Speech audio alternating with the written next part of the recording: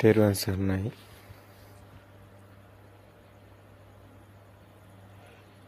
නැවත උපතක් ගැන කතා කරන්නේ පෘථග්ජන ලෞකික මනසක.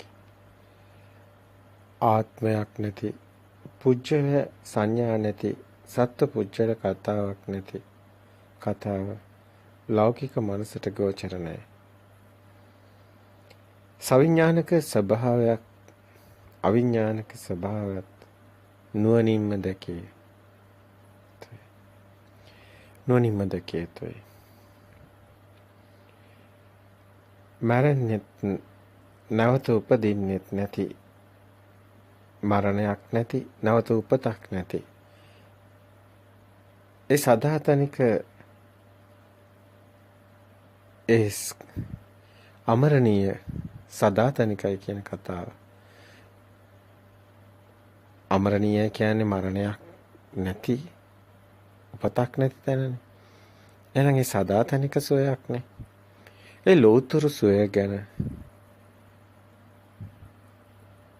ලෞකික භූමියේ ඉන්න කෙනෙක් කොහොම දකින්නද? ඒ වේදනා සංඥා සංකාර පනවන්න බෑ. ස්කන්ධ කතාවක් නෑ. දැන් බලන්න නිවන් දකින්නවා කියන කාරණේ නිවනට ගිය කෙනෙක් ඉන්නවද? නෑ නේද?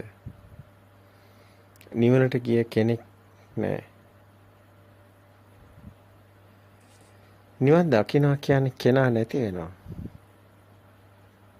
ආත්ම සංඥාව නැති වෙනවා. ඒතර කෙනෙක් නැති තැන නිවන කාටද පනවන්නේ? නිවන් යනවා කියන්නේ කෙනා නැති වෙනවා කියන එකයි. මේ සෝවාන් වෙනවා කියන්නේ සෝවාන් වුණු කෙනෙක් නැති වෙනවා. කෙනා නැති වෙනවා කියන එකයි. සක්කාය දෘෂ්ටිය ප්‍රහීන වෙනවා. ආත්ම සංඥා ප්‍රහීන වෙනවා. එතකොට සෝවාන් වුණු කෙනෙක් නැහැ. මම සෝවාන් වෙනවා කියන එක එතකොට ලෞකික මනසකින් කියන්නේ. එතන මම ඉන්නවා.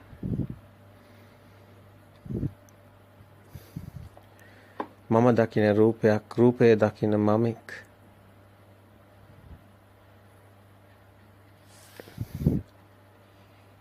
එතකොට බලන්න මේ පැත්තේ, බලන දේ එහා පැත්තේ. එතන දෙයක් තියෙනවා, මෙතන මම ඉන්නවා. ඒක ලෞකික භූමියේ කතාව. අන්ත දෙක පේනවා. නාමයේ අන්තයේ හිටියත්, රූපයේ අන්තයේ හිටියත් අන්තේ පරිහරණය කරනවා නම් එතන තියෙන ලෞකික භූමියමයි.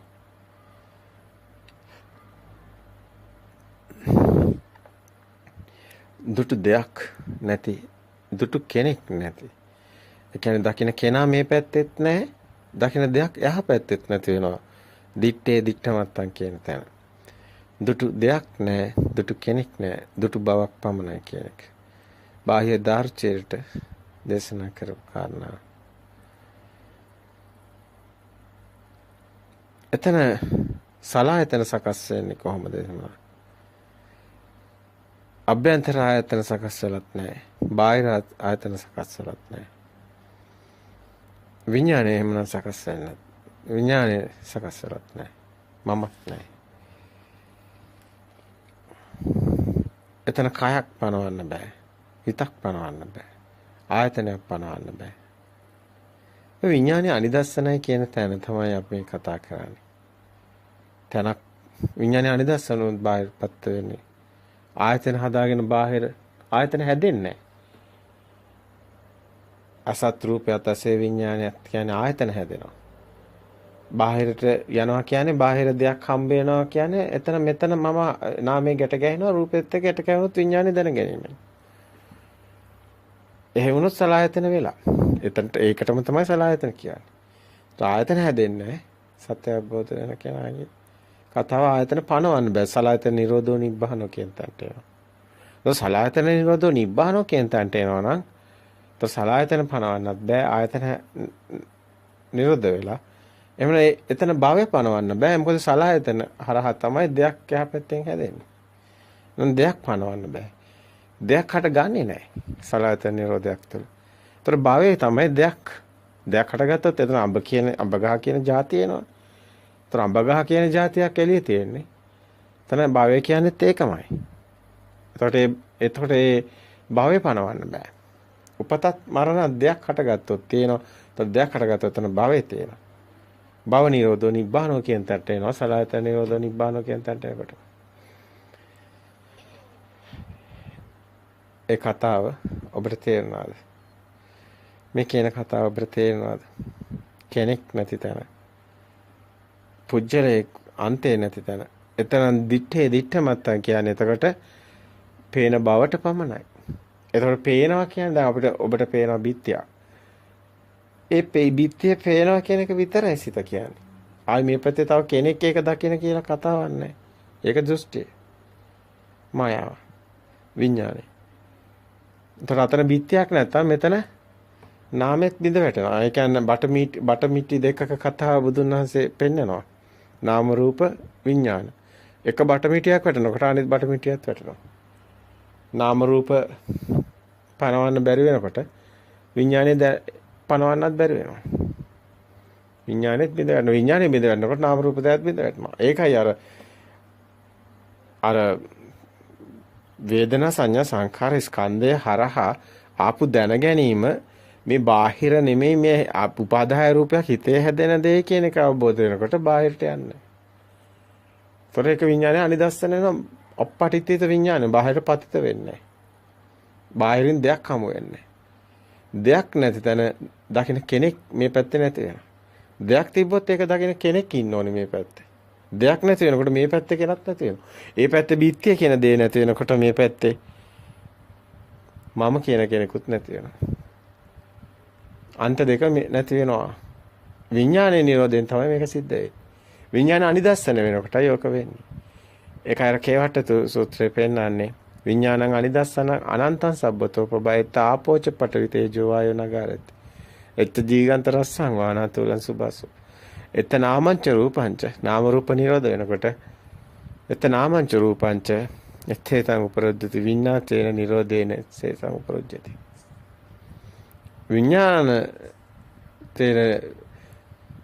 විඤ්ඤාතේන නිරෝධේන එත්තේතං විඤ්ඤාණය නිරෝධ වීමෙන් සියල්ලම නිරෝධ වෙලා යනවා. ආයි නාම රූප පනවන විදියක් අතරමා භූතේ මොකක්වත් පනවන්න බෑ. කිසිම දෙයක්. ඒකට එතන විඥාණය තමයි මේ සේරම දැනගන්නේ. ඔන්න දැන් ඔතන ඉඳන් අපි ප්‍රායෝගික පැත්තමයි අපි මේ එන්න බැලුවේ. නමුත් ඔබට මුල න්‍යාය පොඩ්ඩක් පෙන්වන්න අපි පොඩ්ඩක් සිහි කරන්න උත්සාහ කරේ. අපි දැන් ප්‍රායෝගික පැත්තේ මේ සම්බන්ධව දැනෙන දේ ගැන කතා කරමු.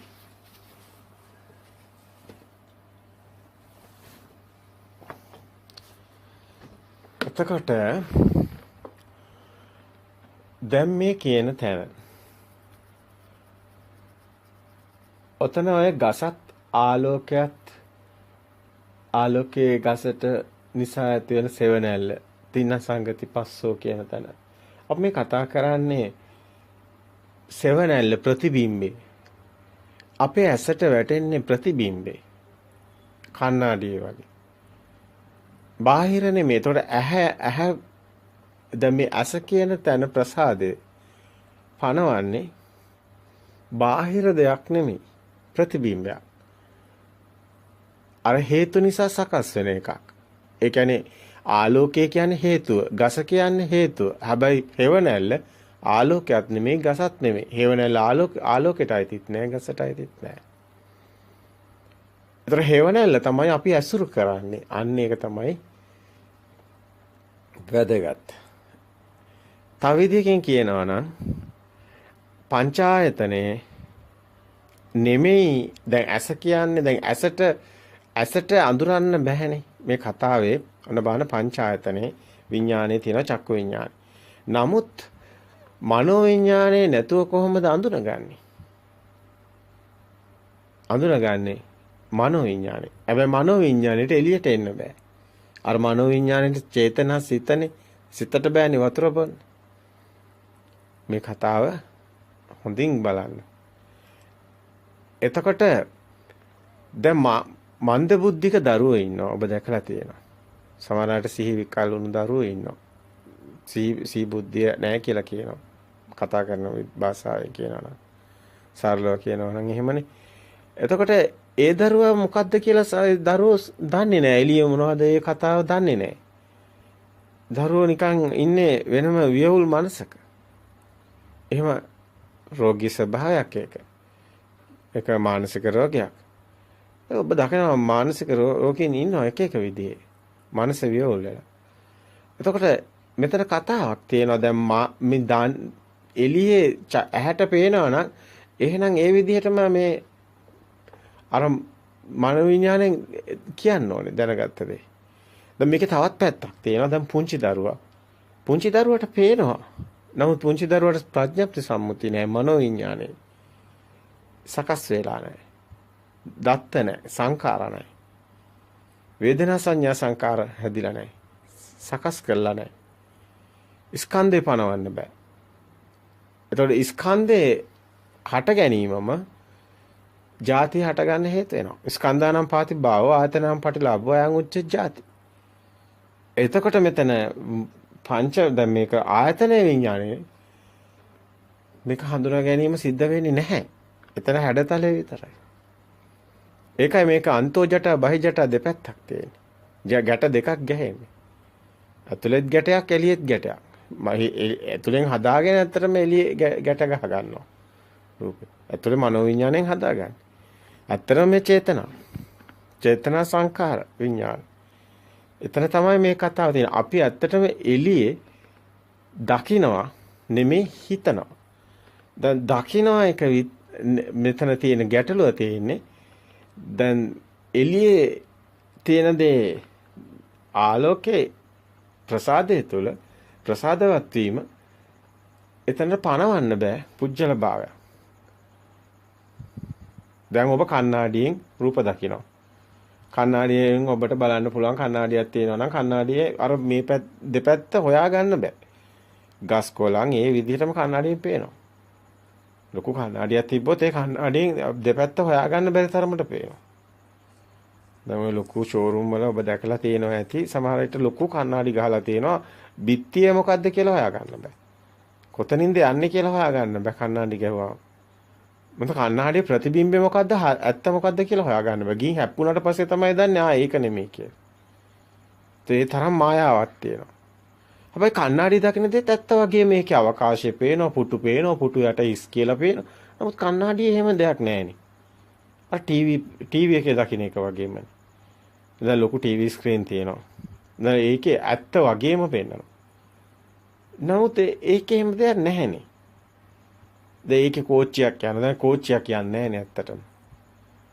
ඒකේ මිනිසෙක් මරන. ඇත්තටම මිනිසෙක් මරන්නේ නැහැනේ. එතන තියෙන පින්තූරය. නමුත් අපේ මනෝවිඤ්ඤාණේ මේ හැම එකම මනෝවිඤ්ඤාණ චේතනා තමයි විඳින්නේ. කතාවක් හදන සංස්කාර කරන එක චිත්‍රපටි අපි හිතේ හදාගන්න එකක් එළියේ නෙමෙයි. දැන් මේ විදිහටම තමයි ඇත්ත අපිට පේන දේ. ඔබට දැන් පේන දේ කුමක්ද? ඔබට දැන් ලයිට් එකක් පේනවද? බිත්තියක් පේනවද? පොළොව පේනවද? ගහක් පේනවද? ජනේලයක් පේනවද? ඔය හැම එකම ඔබේ මනෝවිඤ්ඤාණයෙන් බලන්නේ. අත්‍තරම ඔබේ ඇහත් නෙමෙයි. ඔබ හිතෙන් උපාදාය රූපයක් හදාගෙනයි බලන්නේ. අන්න ඒක තමයි විතර තියෙන්නේ. වැදගත්ම තැන. කණ්ණාඩිය බලන්නේ අපි. ප්‍රතිබිම්බේ. අයියේ තින්නම් සංගති පස්සෝ. චක්කුංච පටිච්ච රූපේච උප්පච්ච චක්කු විඤ්ඤාණ. තින්නම් සංගති පස්සෝ. පස්සපච්චය වේදනා. මේ විදිහටයි පෙළ දහම් පේන්නේ. ඔබ මේවා ඉතින් සූත්‍ර වල තියෙනවා. සලායතන සූත්‍රය, මහා සලායතන සූත්‍රය, මහා නිධාන සූත්‍රය. මේ ඔක්කොම එකට පෙළ ගැස්වීමක් තියෙනවා. සංචේතන සූත්‍රය ඔක්කොම තියෙන. ඊට පස්සේ සංචේතන සූත්‍ර වලට. එතකොට මේ හරහා ඔබට පෙළ ගැස්ම පේනවා. එතකොට තින සංගති පස්සෝ කියන්නේ මේ ප්‍රතිබිම්බේ හට ගන්නවා. පස්ස ස්පර්ශයෙන් පෙන්වන්නේ ප්‍රතිබිම්බයක්. ප්‍රතිබිම්බය කියන්නේ එළියේ තියෙන එක නෙමෙයි. අපි එළියේ තියෙන එක නෙමෙයි දකින්නේ. අපි හිතේ තියෙන උපාදාය රූපේ. අපි අසුර කරන්නේ සිතුවිලි. නෝකයි කතාව. ඒක පෘථග්ජන පුහුදුන් ස්වභාවය. ලෝකෝත්තර අවබෝධයේ තියෙන කෙනා ආර්ය භූමියට එන්නේ ওই දෙක අවබෝධ වෙලා. ආර්ය භූමිය පැනවන්නේ ඒ සිතට මේක අවබෝධ වුණාම. කියන්නේ නාමේ සිත ඇතුලෙන් හදාගෙන එළිය තියෙන එකට ගැට ගන්නවා. ඒතකොට නාම රූප ගැට ගැහෙන එක විඥානයේ කියන එක අවබෝධ වීම තමයි ඇත්තටම ආර්ය භූමියට ප්‍රවේශය තියෙන්නේ. හැබැයි එතනදී ආ එළියට යන්න බෑ. එයා උපාදාය රූපයක් හැමතිස්සම ඇසුරු කරන්න කියලා දකින්නවා. එයා එළියේ ඉන්න දරුවෙක් නෙමෙයි ඇසුරු කරන්නේ. එයා ඇසුරු කරන්නේ එයාගේ හිත. එතකොට ප්‍රශ්නයකට උත්තර ලියන්නේ විභාග කරන දරුවෝ හිතේ හදාගෙන. අත්ත ප්‍රශ්න කියවනවා. හැඩතල ගේනවා. නමුත් දන්නේ නැහැ ප්‍රශ්නේ. සිතින් චේතනා කරනවා. විඳීම් හැඳිනීම් දැන ගැනීම. වේදනා සංඥා සංකාර. ඒ කියන්නේ පෙර දත්ත අනුව ගලපලා මේ ප්‍රශ්නේ හදා ගන්නවා. අර අකුරු ගලපලා අර භාෂාව හදාගෙන ඒ භාෂාව හිතටම ඇවෙනවා. ඒ භාෂාව ඒ අකුරු ටික බලනකොට අපි හිතමු ගස දරුවන් ගඟේ පිහිනයි. එතකොට දරුවා කියනකොට දරුවාම වෙනවා හිතේ. ගඟේ කියනකොට ගඟම වෙනවා හිතට. පීනයි කියනකොට පීනන දරුවොත්ම වෙනවා. එතකොට දැන් රූපම වෙනවා හිතේ. නමුත් දරුවා කියවන්නේ ප්‍රශ්නේදී දරුවන් ගඟේ පීනයි. දැන් දරුවන් ගඟේ පීනයි කියන එක කියවනකොටම ප්‍රශ්න පත්‍රයේ හිත ඇතුලේ දරුවොත්ම වෙනවා ගඟත්ම වෙනවා පීනනවත්ම වෙනවා. එතකොට ආයේ ප්‍රශ්නේ තිබුණොත් සැඩපහර වැඩි නිසා එම දරුවන් ගසාගෙන යයි. දැන් මේකත් හිතටම වෙනවා. දැන් සැඩපහර වැඩි ඊට පස්සේ දරුවෝ ගහගෙන යනවා. දැන් මේ දරුවන් විපතට වැටෙනවා. ඒකත් යනවා දැන් මේ හිතේ.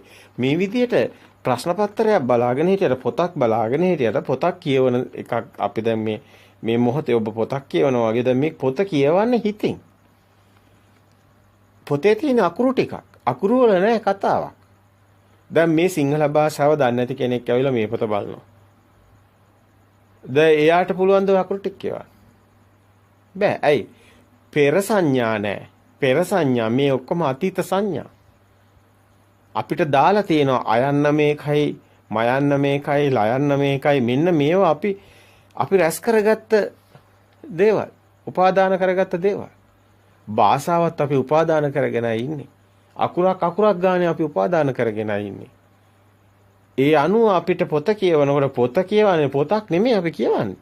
අපි තනිකර කෙලෙස් හදනවා මේ කියවන ඒකෙන් කෙලෙසයක් එනවා. ඒකෙන් දුක හිතෙන්න පුළුවන්, සතුට හිතෙන්න පුළුවන්. ඔය පොත් බලනකොට ආයේ පොත නම් හරි හොඳයි. මට ගොඩක් ආසී තුන අර පිට ටික කියවනකොට. මට ගොඩක් දුක හිතුණා ඒ කතාවේ අවසානයේ බලන්න පොතක් කියලා කියවන හැටි. එතකොට මෙයා කෙලෙස් විඳලා දැන් මෙයා සසර හදාගෙන. මෙයා පොත කියවලා සසර හදාගෙන තියෙනවා. ඇයි මෙයා මේක විඳිනවා? මේ තුල කර්මයක් රැස් වෙනවා. මනෝ කර්ම. දන්නවනේ වචී කර්ම, කාය කර්ම, මනෝ කර්ම. මෙතන මනෝ කර්ම රැස් වෙනවා. චේතනාම් භික්කවේ කම්මම් වදා විහරණ චේතනා සකස් වෙනවා. කර්මේ විපාක කර්ම හැදෙනවා. ඉතුරු වෙනවා. දැන් මේ කර්මය ස්කන්ධ එක අපි ගාව ඉතුරු වීම තමයි මෙතන අනිච්චවත සංඛාරා කියන්නේ. සංඛාර ඉතුරු වෙලා යන්නේ. ඒ කියන්නේ අවසාන මොහොතේ මේ ශරීරය පොළොවට පස් වෙනකොටත් අපි ගාව සංඛාරය ඉතුරු. ඒකයි කෙලෙස් ඉතුරු වෙලා තියෙන්නේ. ඒකයි ස්කන්ධය ඉතුරුවක් තියෙනවා. කොයි විදිහෙන් කිව්වත් එකම කතාව. නැවත සකස් වෙන හේතු බීජ පැල කරලා තියෙනවා. ඔබ දන්නවා දැන් ගහ විසින් ඵලයක් හදනවා. එතකොට ඔබ දන්නවා ගහ මලක් පිපිලා ඒකේ පරාගණයක් සිද්ධ වෙලා ඩිම්බ කෝෂයක් ඇදිලා ඒකේ ඵලයක් බවට පත් වෙලා ඒකේ බීජයක් හදනවා. මේ බීජේ මේ ගහ මැරිලා වැටෙනවා. හැබැයි තව ගහක් ඒ බීජේ හදනවා. හැබැයි ඒ ගහ මේ ගහට ආйти දෙයි බීජේ. ඒ බීජේ මේ ගහ පොළොවට පස් වුණාට බීජේ වෙනින් එකක්. බීජේ ගහ නෙමෙයි. බීජ පොළොවට පස් වෙනකොට ඊගාව මේ ඇවිල්ලා බලන්න මේ තියෙන කතාව දිගටම යන කතාවක් මෙතන පෙන්නනවා. සබදාම කතාවක් මේක පෙන්නනවා. හේතුඵල ධමයක් මෙතන පෙන්නනවා. දැන් මෙතනම මේකම තියෙනවා මනුස්ස කතාවේ. මේ අපේ සත්ත්ව ප්‍රජා කතාව ඕකම තියෙනවා. දැන් මේකන මිය යනකොට බීජ සකස් වෙනවා. මොකද්ද බීජේ? මගේ ස්කන්ධ ඉතුරුයි, කෙලෙස් ඉතුරුයි, කර්මය ඉතුරුයි. ওই විදිහට ඕන විදිහට කියන්න පුළුවන්. අයි අවසාන කරලා නැත්තේ. යා දෘෂ්ටිගත වෙලා. දෘෂ්ටි තුල ඔහු ඉවර කළා නැහැ. හිඩසක් තියලා. මේ කතාව හරි පුදුමයි. ඇත්තටම කෙනෙක් නිවන් දකිනකොට සත්‍ය අවබෝධ වෙනකොට ඒක නිවන් දකින්න කියන සත්‍ය අවබෝධ වෙනවා. මේ සිත පර්ජානාති සිත රූපේ පර්ජානාති රූපය අවබෝධ වෙනවා. රූපය හැදෙන හැටි සිත හැදෙන හැටි අවබෝධ මේ අවබෝධ ඥානය තුළ තමයි නිවනටපත් වෙන්නේ. සිත නිවෙන එකක් වෙන්නේ මේ. සිත නිවීමටපත් වෙනවා. මේ සිත ගිනි ගන්නවා. මේ සිත ගිනි ගන්නේ රාග දේශ මොහ වලින්. කෙලෙස් වලින්. ඒක හැදෙන්නේ ස්කන්ධේ. අතන මේ ස්කන්ධය තමයි හැම කතාවෙම එතකොට පේනවා බීජේ බවටපත් වෙන්නේ. දැන් ඔබට තේරෙනවා මේ ඉතිරියක් තියෙනවා. ඒකයි මේක අනිච්චවත සංඛාර උපාදව ඇත්තට මේක හැමතැනම පෙන්වන්න පුළුවන්. මේ කතාව මේකේ දැන් දෙයක් හට ගන්නකොටත් අපි ඒ කතාවම කියනවා. එළිය දෙයක් හට ගන්නකොට දැන් මෙතන දෙයක් පේනවා. ඒ පේනකොටම ඔබ ඒ පේනකොටම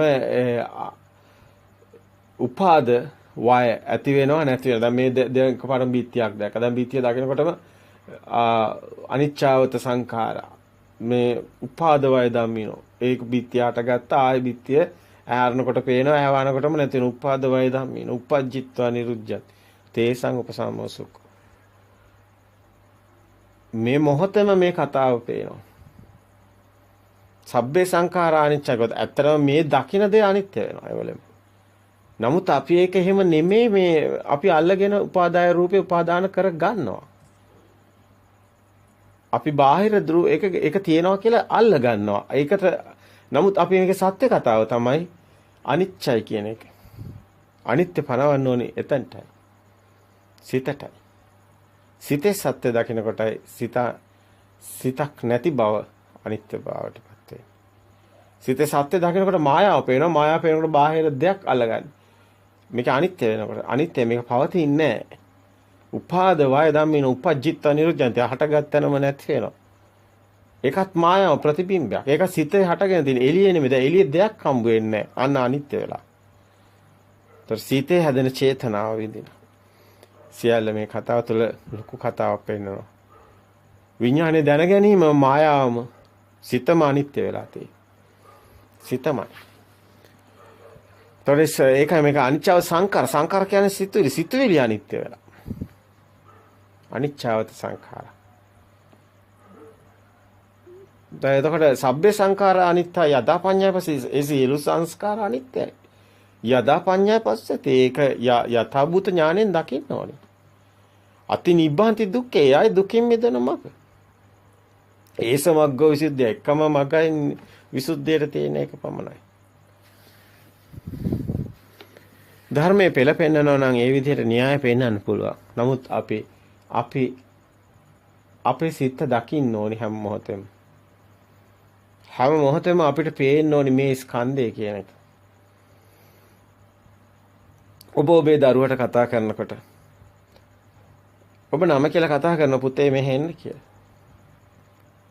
හැබැයි ඔබ නම කියලා පුතේ මෙහෙ එන්න කියලා කතා කරනකොට ඔබ නිකමට ඔබේ ඇස් පියාගෙන ඔබේ සිතේ නේද මේ පුතා ඉන්නේ. එහෙමනම් සිතේ ඉන්න පුතාට එන්න කියන්නේ එළියේ ඉන්න පුතාට නේද? පුතේ මෙහෙ එන්න කියලා නමත් කියන්න පුළුවන්. එතකොට ඇත්තටම එළියෙත් පුතා හිටියත් එළියෙත් එයි. නමුත් ඔබ කතා කර හිතේ ඉන්න පුතාටනේ. එතකොට පුතා එළියේ ඉන්න පුතා තාත්තේ මට කතා කරාද? එතකොට ඔයාට කියන්න සිද්ධ වෙනවා. නෑ පුතේ මං පුතාට කතා කරේ නෑ. අයි තාත්තා මට දැන් කතා කරානේ. ඔව් පුතේ මං කතා කරා. හැබැයි ඔයාට නෙමෙයි. ඇත්තටම එයාගේ හිතේ ඉන්න කෙනාට එයා කතා කරන්නේ. මෙන්න මේක ප්‍රායෝගිකව ඔබට මේ සිද්ධිය උපමාවක්. මේක උපමේය දැක්කොත් ඇත්තටම අපි අසුරු කරන්නේ උපාදාය පුතෙක්, උපාදාය රූපයක්. එළියේ ඉන්න කෙනා නෙමෙයි අපි අසුරු කරන්නේ හිතේ හදාගත්තේ. අර ප්‍රශ්න පත්‍රයේ උත්තර ලියන්න හිතින් ප්‍රශ්නේ හදාගෙන හිතේ තියෙන ප්‍රශ්නට උත්තර ලියයි. ඒක නිසා තමයි සමහර ළමයන්ගේ ප්‍රශ්නට උත්තරේ වරදින්නේ. උත්තරේ දන්නේ නැතුව නෙමෙයි වරදින්නේ. හිතින් හදාගත්ත ප්‍රශ්නේ වැරදි. උත්තරේ දන්නවා. ඒ දරුවා බුද්ධිමත්. නමුත් හිතින් මේ ප්‍රශ්නේ හිතින් හරියට තේරුම් ගන්නත් ඕනේ. ගොඩක් දරුවන්ට මේ ඉගෙන ගන්න දරුවන්ට මේ විභාග ක්‍රමයේදී මෙන්න මෙතන ගැටලු තියෙනවා. සමහර අයට හිතින් හදාගන්න ප්‍රශ්නේ වරදින්නේ. දැන් ලියලා තියෙන එක හරි. නමුත් මෙයා තේරුම් ගන්න එක වැරදි. දැන් හිතින් හදාගත්ත ප්‍රශ්නෙටයි මෙයා උත්තර ලියන්නේ. දැන් අපිට දැන් තේරෙනවා දැන් බුද්ධ ආගම ප්‍රශ්න වුණා සමහර ළමයින් අහනකොට ඒ ප්‍රශ්නේ එයා හිතින් හිතා ගන්නවා මේක තමයි මේ කියලා ලියන උත්තරේ. බලනකොට ඒක නෙමෙයි ඒ හරියා කියලා තියෙනවා. ඒක තමයි කියවන්න තියෙන්නේ. නමුත් ඒකේ අර්ථය වෙනස්. එයා හිතපේක නෙමෙයි. ඔබට තේරෙනවා මේ කියන එක. අපි හිතේ තියෙන ප්‍රශ්නෙටයි උත්තර ලියන්නේ. අර පොත කියවනකොටත් එහෙමනේ. අර ගඟ දරුවෝ පීනන එක ගඟ මැවෙනවා දරුවෝ මැවෙනවා පීනනෝ මැවෙනවා. ඒ පොතේ තියෙන එක අපි හිතේ උපාදාය රූපේ හදා ගන්නවා. අපි කතාව හිතේ හදාගන්න චේතනාම් භික්කවේ කම්මම් වදා. කර්ම රැස් වෙනවා. ටීවී එකේ ගියත් මිනිස්සු ටීවී එක බලාගෙන අඬනවා. ඇයි? ටීවී එකේ යන්නේ මුකුත් නැහැ. ඒක රංගපාන එකක්. ඒක නිකන් චිත්‍රයක් විතරයි. ඇයි මේගොල්ලෝ අඬන්නේ? මේගොල්ලෝ හිත ඇතුලෙන් කතාවක් හදාගන්නේ පව් බලන්න හොඳ මිනිස්සේ බලන්න යට විච්ච දේ එහෙම වෙන්න හොඳ නැහැ. එද මෙයා දුකට වැටිලා. ඇත්ත ලෝකෙත් එයා ඒකමයි වෙන්නේ. ඇත්ත ලෝකෙත් බලන්නකො විච්ච දේ බලන්නකො හොඳට හිටපු ළමයානේ මේ අසනීප වෙලා තියෙන්නේ. මේ අම්මලා කියන දේවල්. දැන් ටීවී එකෙත් වෙනුනේ ඒකමයි. අනේ බලන්නකො අර හොඳට හිටපු ළමයන් අසනීප ඒත් දුකයි. මේ දුකයි. දැන් ඕකේ වෙනස මොකක්ද? දෙකම එකයි. ඇයි? එයා ඇසුරු කරන්නේ උපාදාය රූපේ. එයා හිතේ තියෙන රූපය ඇසුරු කරන්නේ. බාහිර සාධකයක් විතරයි. බාහිර මෙයාට ගැටලුවක් වෙන්නේ නැහැ. එයා හිතේ දෙන රූපය ඇසුරු කරන්නේ. කෙලෙස් රැස් වෙනවා. ඒකෙන් යට තණ්හාව උපදිනවා, ඊර්ෂ්‍යාව උපදිනවා, ද්වේෂය උපදිනවා, වෛරය උපදිනවා, රාගය උපදිනවා, හැමදේම තියෙනවා කෙලෙස් වල. නිකන් චිත්‍රයක් බලාගෙන මෙයා මෙතන නා කෙලෙස් ගෝනියක් ගිනි ගන්නවා. ඒක තමයි අපි හැමෝගෙම කතාව. දැන් දුකෙන් මිදෙන කෙනා කොතනින්ද මිදෙන්න ඕනි? බුදුන් වහන්සේ ධම්මචක්කපවත්තන සූත්‍රය පෙන්නකොට පෙන්නන ද්වේදසාකාරන්ති පරිවට්ටන් කියලා. දුක සත්‍ය දුක ආර්ය සත්‍ය තුනක් පෙන්නනවා. මේක ඊටාම වැදගත් මේ තැන. එහෙම නේද? එළිය දරුවා මරණ එක දුකයි. එතන දරුවා එළිය මැරෙන්නේ. බාහිරේ ධාතු වලට හානියක් වෙනවා. නමුත් හිතේ ඉන්නකන් ඒ දරුවා මැරුණත් මාස ගණන් අඬනවා. හිතේ ඉන්න දරුවා හිතේ තියෙන රූප සංඥා උපාදාය රූපේ. එතකන් ඒ දුකයි. දුක නැති වෙලා නැහැ. දුක සත්‍ය දෙක දැක්කා. තව දුකක් තියෙනවා. ආර්යවරු දකින්න දුකක් තියෙනවා. එළියේ දරුවෙක් හම්බ වෙන්නේ නැහැ. එළියේ දරුවෝ කියලා කෙනෙක් නැහැ. ඒක හිතෙන් හදාගෙන තියෙන්නේ සම්මුතියේ ප්‍රඥප්තියේ. ඒක ආර්යවරු දකින්න දුක. ඒ කියන්නේ නාම රූප දෙකෙන් හැදිලා විඥානේ මායාව කියන එක අවබෝධ වෙන්නේ සත්‍ය අවබෝධ වුණු කෙනෙක්. එයාට තමයි හම්බ වෙන්නේ ආර්ය දුක. ආර්යවරු දකින්න දුක. අන්න දුක ආර්ය සත්‍ය. ඒක නැති වෙන තාක් මේ දුක නැති වෙන්නේ නැහැ කියලා බුදුන් වහන්සේ දේශනා කරන්නේ. ඒ කියන්නේ එළියේ දරුවෝ ඉන්නවා. දරුවෙක් ඉන්නවා කියන එක තියෙනවා. දරුවෙක් හිටියා කියන එක තියෙනවා. අර දුක නැති කරන්නත් අර දුක සත්‍ය නැති වෙන්නත් ආර්ය සත්‍ය දුක ආර්ය සත්‍ය අවබෝධ වුණොත් විතරයි දුකෙන් මිදෙන්නේ. නැත්නම් ආයෙත් දරුවෙක් හදා ගන්න පුළුවන්. අයි ස්කන්ධේ හිතේ තියෙන හැඩතලේ. දැන් ඔබ හිතන්න ඔබ ගෙදරට ගේනවා ලස්සන මල්වස් එකක්. දැන් එළිය මල්වස් එක තියෙනවා. දැන් එළිය මල්වස් එක ඔබ සැප දුක්ඛ සැපක් විඳිනවා. ඒක කැඩෙනවා. එතකොට දුක දුක්ඛ ඒක දුකක් වෙනවා. දැන් ඔබේ හිතේ උපාදාය රූප දුකක් තියෙනවා. අය මල් වාස් එකක් ගෙන ඒක හරි ලස්සනයි. බලන්නකෝ ඒක කැඩුනානේ. දැන් හිතේ තියෙන දුක දැන් ඒක කඩලා විසික් කළා. ඒක දැන් නැහැ. නමුත් දැන් හිතේ තියෙන බලන්නකෝ ඒක කැඩුනානේ. අපරාධ රුපියල් 5000ක් ගියා. දැන් ඒකත් හිතේ තියෙනවා. කියනකොට ඇත්තට නේ දැනෙනවා ඔබටනේ. මා හාස්‍යයක් තියෙනවා මේ කතාව. ඇත්තටම හරි සුන්දරයි මේ ධර්මය අවබෝධ වුණා. මොකද මේ සියල්ලගෙන් මිදෙනකොට ගින්න නිවිලානේ. දැන් අනිත් අය ගිනි ගන්නවා පේනවා. Taman ගින්නේ මිදලා බෑ අනිත් අය ගිනි ගන්නවා. Tamanට පේනවා ඒකේ තියෙන නිෂ්ප්‍රභා, ඒකේ තියෙන හිස් බව. එතකොට දැන් මේ මල්වාස් එක ගෙනාව හරි 5000ක් දීලා ගත්තා. ගෙදර තිබ්බා හරි ලස්සනට තිබුණා. හොඳට ගැලපෙනවා හැමෝම ලස්සනයි කිව්වා. මල්වාස් එක කැඩුනා. බිඳුණා. දැන් දුකක් ඇති වුණා. එළි මල්වාස් එක කැඩිච්ච එකත් දුකයි. 5000ක් නැති වුණා. ඒකත් දුකයි. හැබැයි යාට ඊට පස්සේ හිතේ ඊට පස්සේ ටිකක් දවස් ගියාමත් කියන බලන්නකෝ අපරාධේ හොඳ මල්වාස් එක බිඳුණා. හිතේ තියෙනවා දැන් ඒ දුක. එයා ඒත් ඒක හිතේ විඳවනවා. කාදයක නැහැ. ඒත් විඳවනවා. ඊට පස්සේ දැන් මේක නෑ මේ දුක නෑ මිදෙන්නේ කොහොමද? මේ දුකෙන් මිදෙන්න දුක්ඛ ආර්ය සත්‍ය අවබෝධ කරගන්න ඕනේ. දුක වෙනයි, දුක සත්‍ය වෙනයි, දුක්ඛ ආර්ය සත්‍ය වෙනයි. මල් වාස් එකක් හදාගත්තා ඉතින් උපාදාය රූපයක් හදාගත්තා. ඒ හදාගත් එක එළියට පැනවුවා ගැට ගැව්වා. ඒක දුකක්. ජාතියක් අටගත්තා. මල්වාස් කියන ජාතියක් නෑ. එන්නේ ඒකයි මෙතන තියෙන ආර්ය දුක. ආර්ය දුක්ඛ සත්‍ය. ඒක සත්‍යයි. ඒකේ සත්‍ය දකින්න එකයි මේ. දුක්ඛ සත්‍ය දුක්ඛ ආර්ය සත්‍ය. ඒ කියන්නේ මේ නාම රූප අන්ත දෙකෙන් මිදුනහම ඒ කෙනාට විඥානයේ හට ගැනීමක් නෑ. එවැනි જાතියක්. එතකොට ඒ දරුවෙක් හටගන්නෙත් නෑ. එතන දරුව කියලා දෙයක්වත් නෑ. මෙතන කිසිම දෙයක් හටගන්නේ නෑ. මේ බාහිරින් පනවන්න බෑ. ඒක මායාවක්. මේ සිත බාහිරට යන්න බෑ. සිත ඇසුරු කරන්නේ හැමතිස්සෙම ප්‍රතිබිම්බයක්, උපාදාය රූපයක්. නහිදං අත්ත කතම් බිම්බන් නහිදං පරකතං අගම්. මේ ප්‍රතිබිම්බය තමා විසින් හැදුවෙත් නෑ. වෙන අයෙක් හැදුවෙත් නෑ. හේතුන් පටිච්ච සම්භූතා හේතු නිරුද්ධා නිරුද්ධති. හේතු නිසා හටගත්ත හේතු නැති වෙනව නැති වෙනවා. අර සේලා තෙරණිය මේ විස්තරේ කියන්නේ. මේ ප්‍රතිබිම්බය කියන එක. සේලා සූත්‍රයේ බැලුවොත් ඔබට තේයි. මනාකොට පැහැදිලි කරලා තියෙන කතාව. දැන් මේ කියන කාරණා ඇත්තටම බැලුවහම ඊටාම වටිනවා. ඇත්තටම සත්‍ය අවබෝධ කරගන්න. සත්‍ය කියන්නේ මොකද්ද? සත්‍ය කියලා අපි මේ අපිට ඕන දේ කරයි කියලා සත්‍යයක් අවබෝධ වෙන්නේ නැහැනේ. අපිට සත්‍ය පරම සත්‍ය නැක පරම සත්‍ය. ලෝකේ පරම සත්‍ය ගොඩක් නැහැ. ලෝකේ තියෙන එකම සත්‍යයි. ඒ සත්‍ය අවබෝධ කරගන්න එපා. ඒ සත්‍ය අවබෝධ කරගත්ත කෙනානේ දුකෙන් මිදෙන්නේ. ඉතින් අපි කරන්න ඕනේ අතන ලෝකේ සත්‍ය කුමක්ද කියලා හොයන්නේ. මොකද අපි මිරිගොකට රැවටිලා ඉන්නේ. අපි මායාවකට රැවටිලා ඉන්නේ. අතරම අපි අන්ධයි. අපිට ලෝකයේ ඇත්ත පේන්නේ. අපි අන්ධය වගේ ජීවත් වෙන්නේ.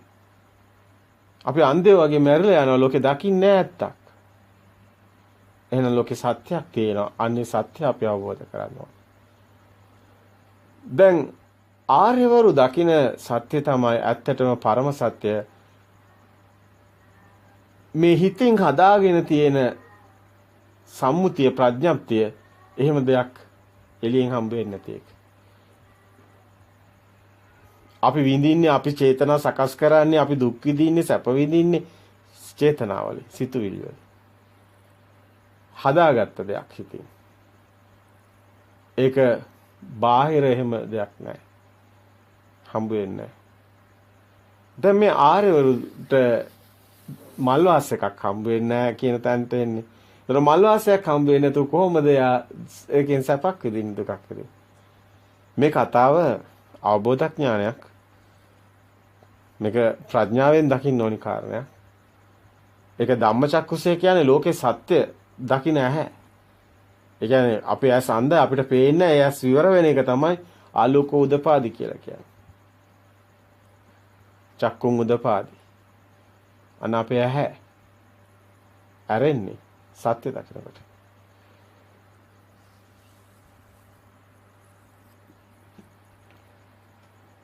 ඒක ඇත්තටම වටිනවා මේ කාරණේ. ඉතින් මෙතන තුන් ආකාරයක් ඔබ දැන් දුක සත්‍ය, දුක්ඛ ආර්ය සත්‍ය, ඒ වගේම සමුදය සත්‍ය, සමුදය ආර්ය සත්‍ය, ඒ වගේම නිරෝධ සත්‍ය, නිරෝධ ඒ විදිහටම තුන් ආකාරය තියෙනවා. එතකොට ඒකේ දැන් දෙයක් එළියෙන් දෙයක් හටගත්තොත් ඒක සමුදය, දෙයක් හටගත්තොත් ඒක දුකයි, දුක සත්‍ය ඒක හිතේ තියෙන එක. එම දෙයක් නැති වෙන එක දුක්ඛ ආර්ය සත්‍ය. එතකොට දුකක් හට ගැනීම සමුදය, හට ගැනීම සිතේ හට ගැනීම එතකොට සමුදය සත්‍ය.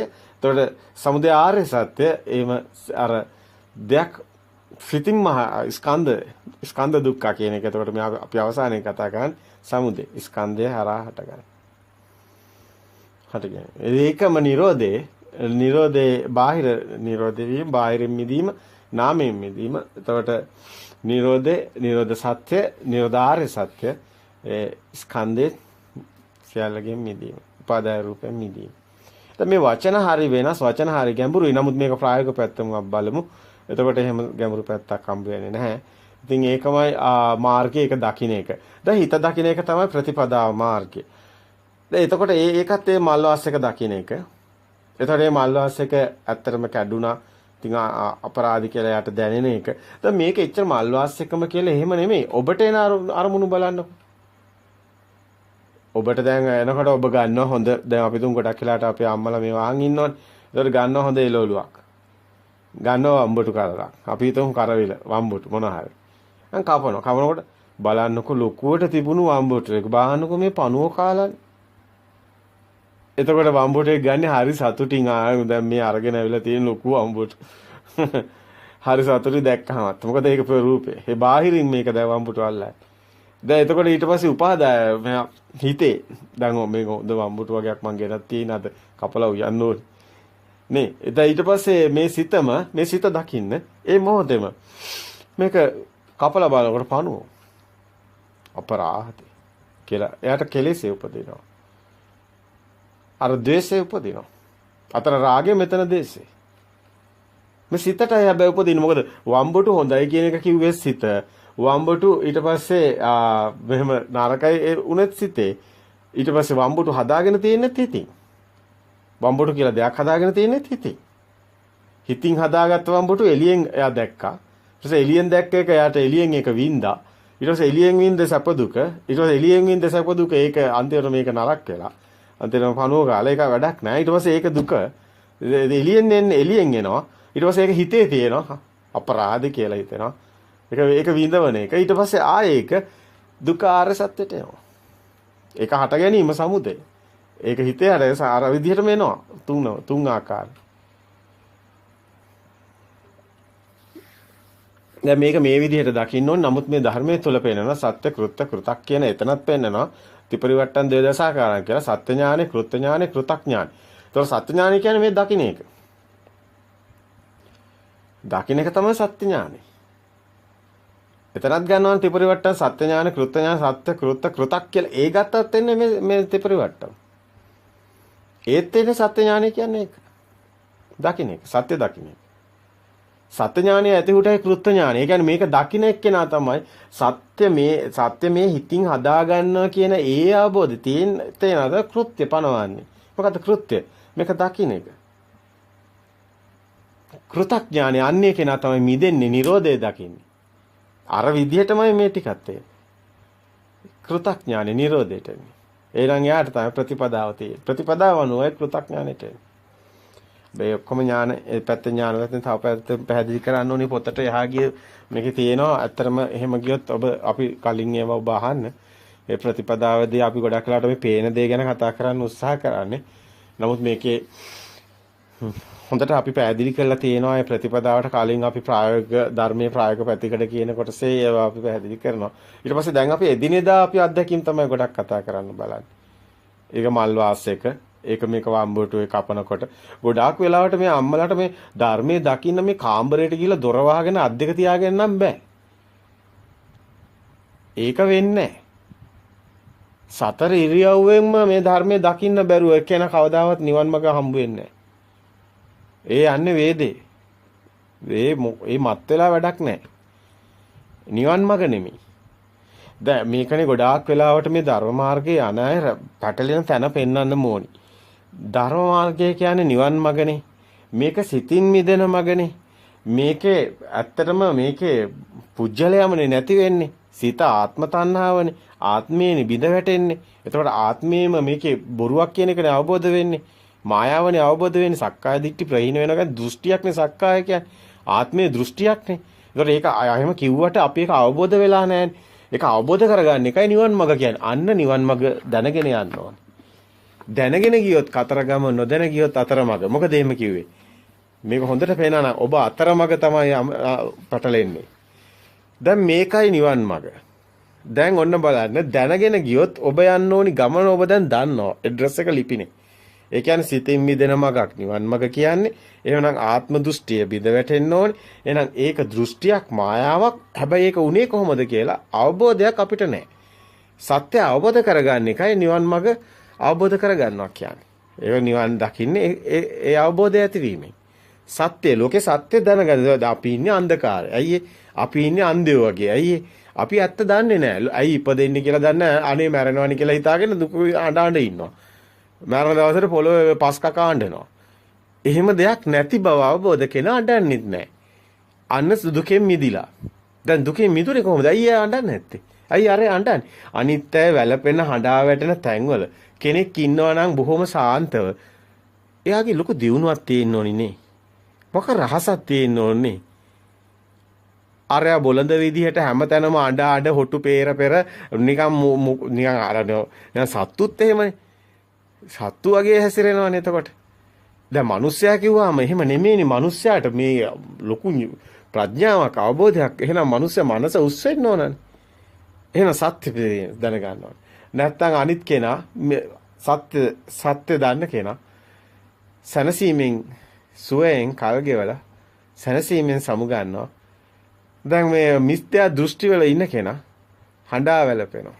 මෙන්න මෙතනයි දකින්න තැන. බුදුන් වහන්සේ ලෝකෙට හෙළි කරන්නේ දේශනා කරන්නේ මේ දුකෙන් මිදෙන මඟක්. හැබැයි දුකෙන් මිදෙන්නේ සත්‍ය අවබෝධ වුණොත්. දැන් දැනගෙන ගියොත් කතරගම කිව්වේ එයාගේ සිත හැදෙන හැටි දැනගන්න. සිතෙන් මිදෙන මඟයි නිවන් මඟ. ඒතර ආත්මය කියන මේ ආත්ම දෘෂ්ටිය බිඳ වැටෙන හැටි දකින්නේ.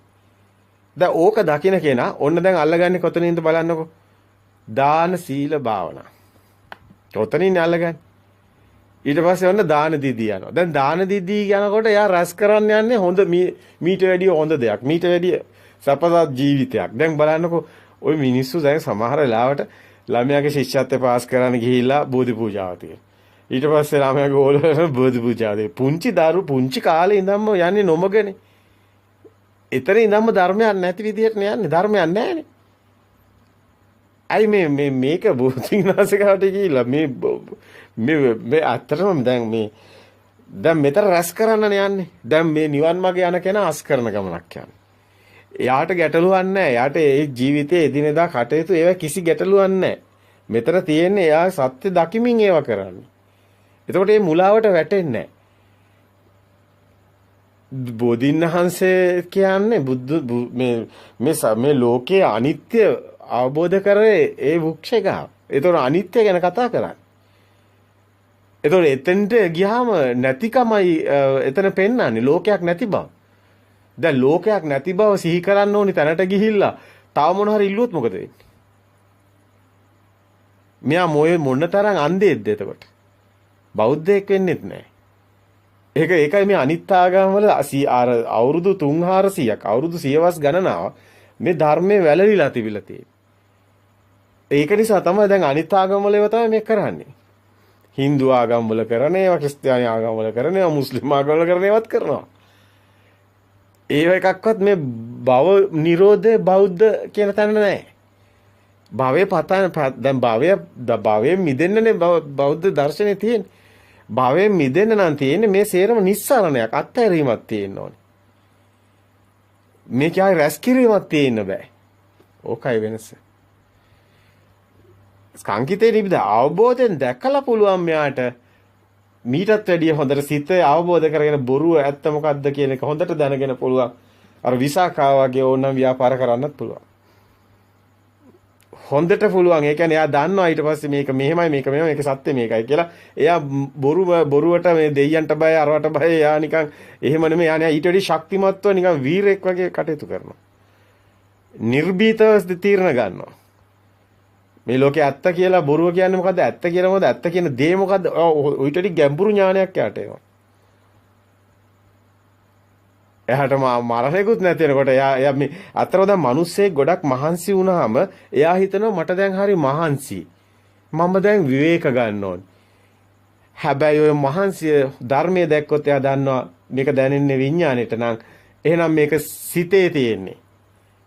කයට නෙමෙයි මහන්සි වෙන්නේ හිතටයි. ඔබ ගොඩාක් දැන් වැඩ කරාම ඔබ හිතනවා මම ගොඩාක් වැඩ කළා කියලා. ඊට පස්සේ හිතනවා මම දැන් විවේක ගන්න ඕනේ. එතකොට ඔබ වැඩ කළයි කියලා හිතන්නේ ඔබේ හිත. දැන් ඊට පස්සේ ඔබ දැන් ගොඩාක් වැඩ කළා හිතනවා මට පොඩ්ඩයි මට දැනුනේවත් නෑ නේ නෝඩ වැඩක් කරේ නෑ වගේ හිතනවා. එතකොට හිතට මාර ගැම්මක් තියෙනවා තව ගොඩක් වැඩ කරන්න පුළුවන්. මේකේ හරි මේක ආශ්චර්යයක් මේ ධර්මය අවබෝධ වුණාම ඔබට වෙනවා. කොච්චර වැඩ කරත් ඔබට වෙහසක් දැනෙන්නේ ඇයි ඔබ හිත අවබෝධ කරගෙන ඉන්නවා. මේක හරි පුදුම කතාවක්. ඒකයි කියන්නේ මේ සත්‍ය අවබෝධ වුණු කෙනෙක් මහා සිංහෙක් කියලා. මහා වීරයෙක් වෙනවා. අනිත් ඔක්කොම බයිනකොට ඔබට hina වෙන්න පුළුවන්. එයාට හැම පැත්තෙම ජය ගන්න පුළුවන් කෙනෙක් වෙනවා. ඒක හරි පුදුම කතාවක් වෙනවා.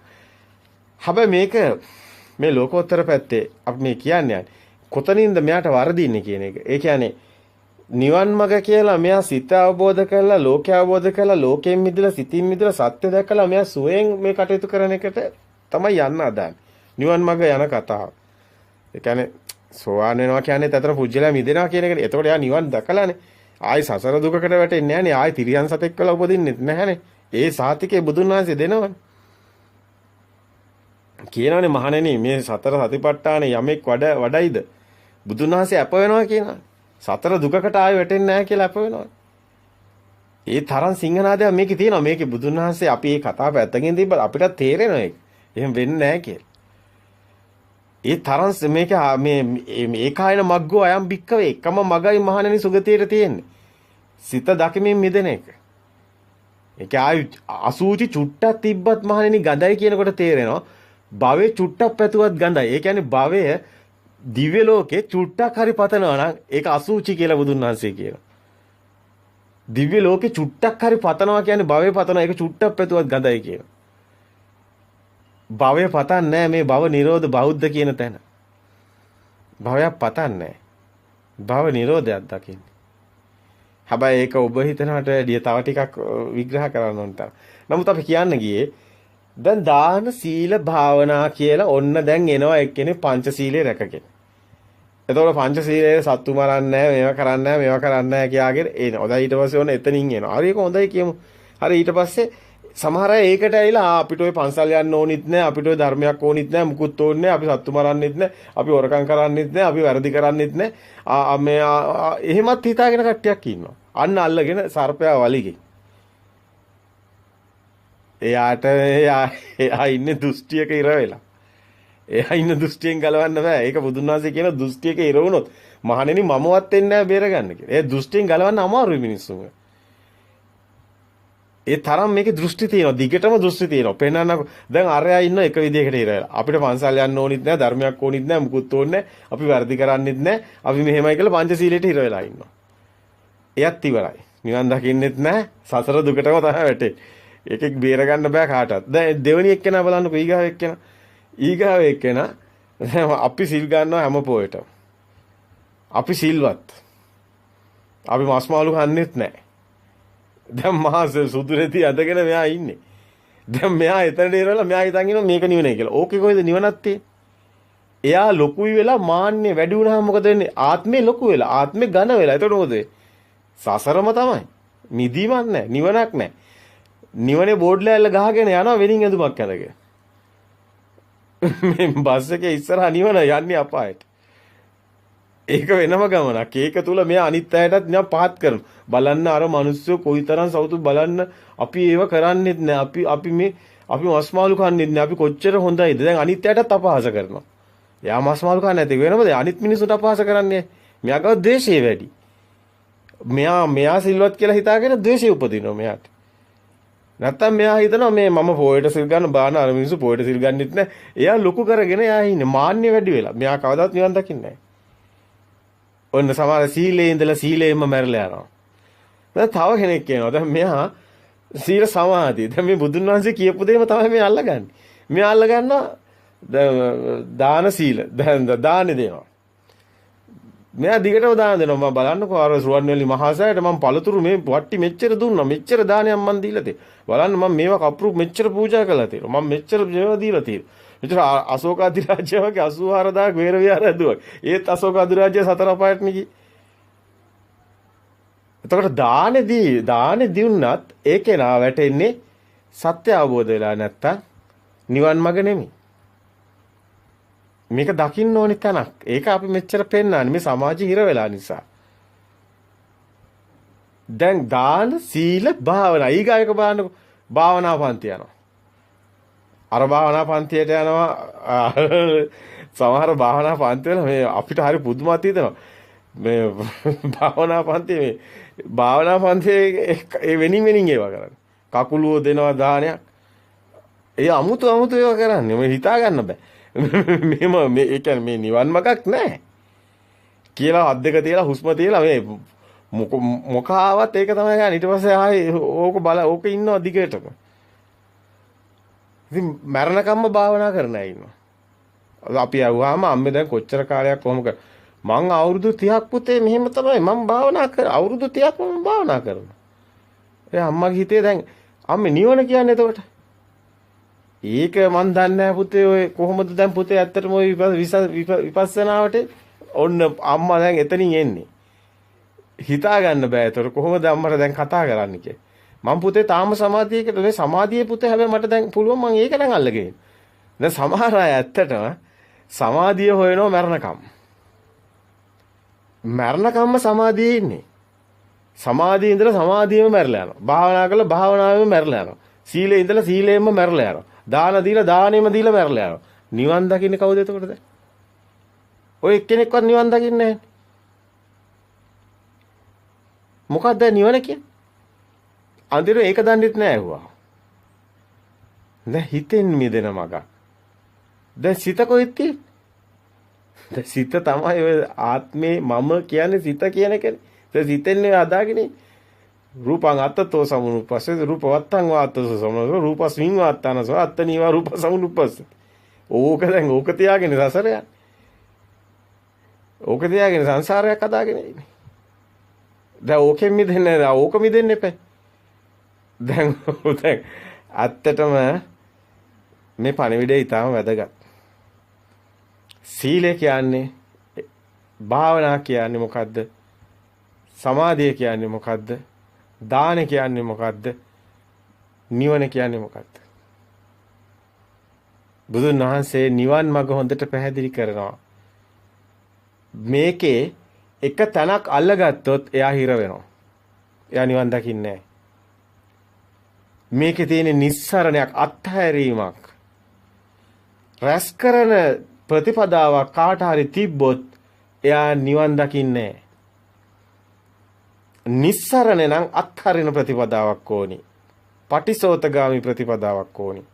රැස් කරන ප්‍රතිපදාව අනුසෝතගාමි ප්‍රතිපදාවක්. මේ වචන ටිකක් ගැඹුරු නිසා තේරෙනවා අඩුයි. ප්‍රතිපදාව තමයි බුදුන් වහන්සේ මෙතන වැදගත් කොට සලකන්නේ. ප්‍රතිපදාවෙන් මා තෙලින් මලින් මා පුදන්නෝ නොවේති ප්‍රතිපත්තියෙන් මා පුදන්නෝ වෙති කියලා බුදුන් වහන්සේ ප්‍රතිපත්තිය සෑහෙන අගය කරනවා. එක් මොහොතක් එක් ක්ෂණයක් යමෙක් නිවැරදිව මේ ධම ප්‍රතිපත්තියේ ඒ කියන්නේ පිහිටලා සිත දකිනම් මිදේනම් දාන 1000කට වැඩිය ඒ උතුම් කියලා බුදුන් වහන්සේ කියනවා. ඒකම තේරෙනවා කොසෝ අයි මේ අශෝක අධිරාජ්‍ය මෙච්චර විහෙර විහාර හදලා දුගතියට ගියේ කියලා ඇහුවා. තේරෙන එක. මේ සත්‍ය අවබෝධ මේ සිත දකින්. හැම මොහොතෙම සිත දකින්. හැම මොහොතෙම සිතේ සත්‍ය දකින්. ඔබට දැන් මේ මොහොතේ සිතත් සකස් වෙනවා මේ කතා කරන මොහොතේ. කතා කරන මොහොතේ ඔබේ සිත බලන්න කුමන සිතක්ද? ඔබ විවේකීව ඉන්නකොට සිතක් සකස් වෙනවා. ඔබ වාඩි වෙලා ඉන්නකොට සිතක් සකස් වෙනවා. හතර ඉරියව්ව. ඔබ ඇවිදිනකොට සිතක් තියෙනවා.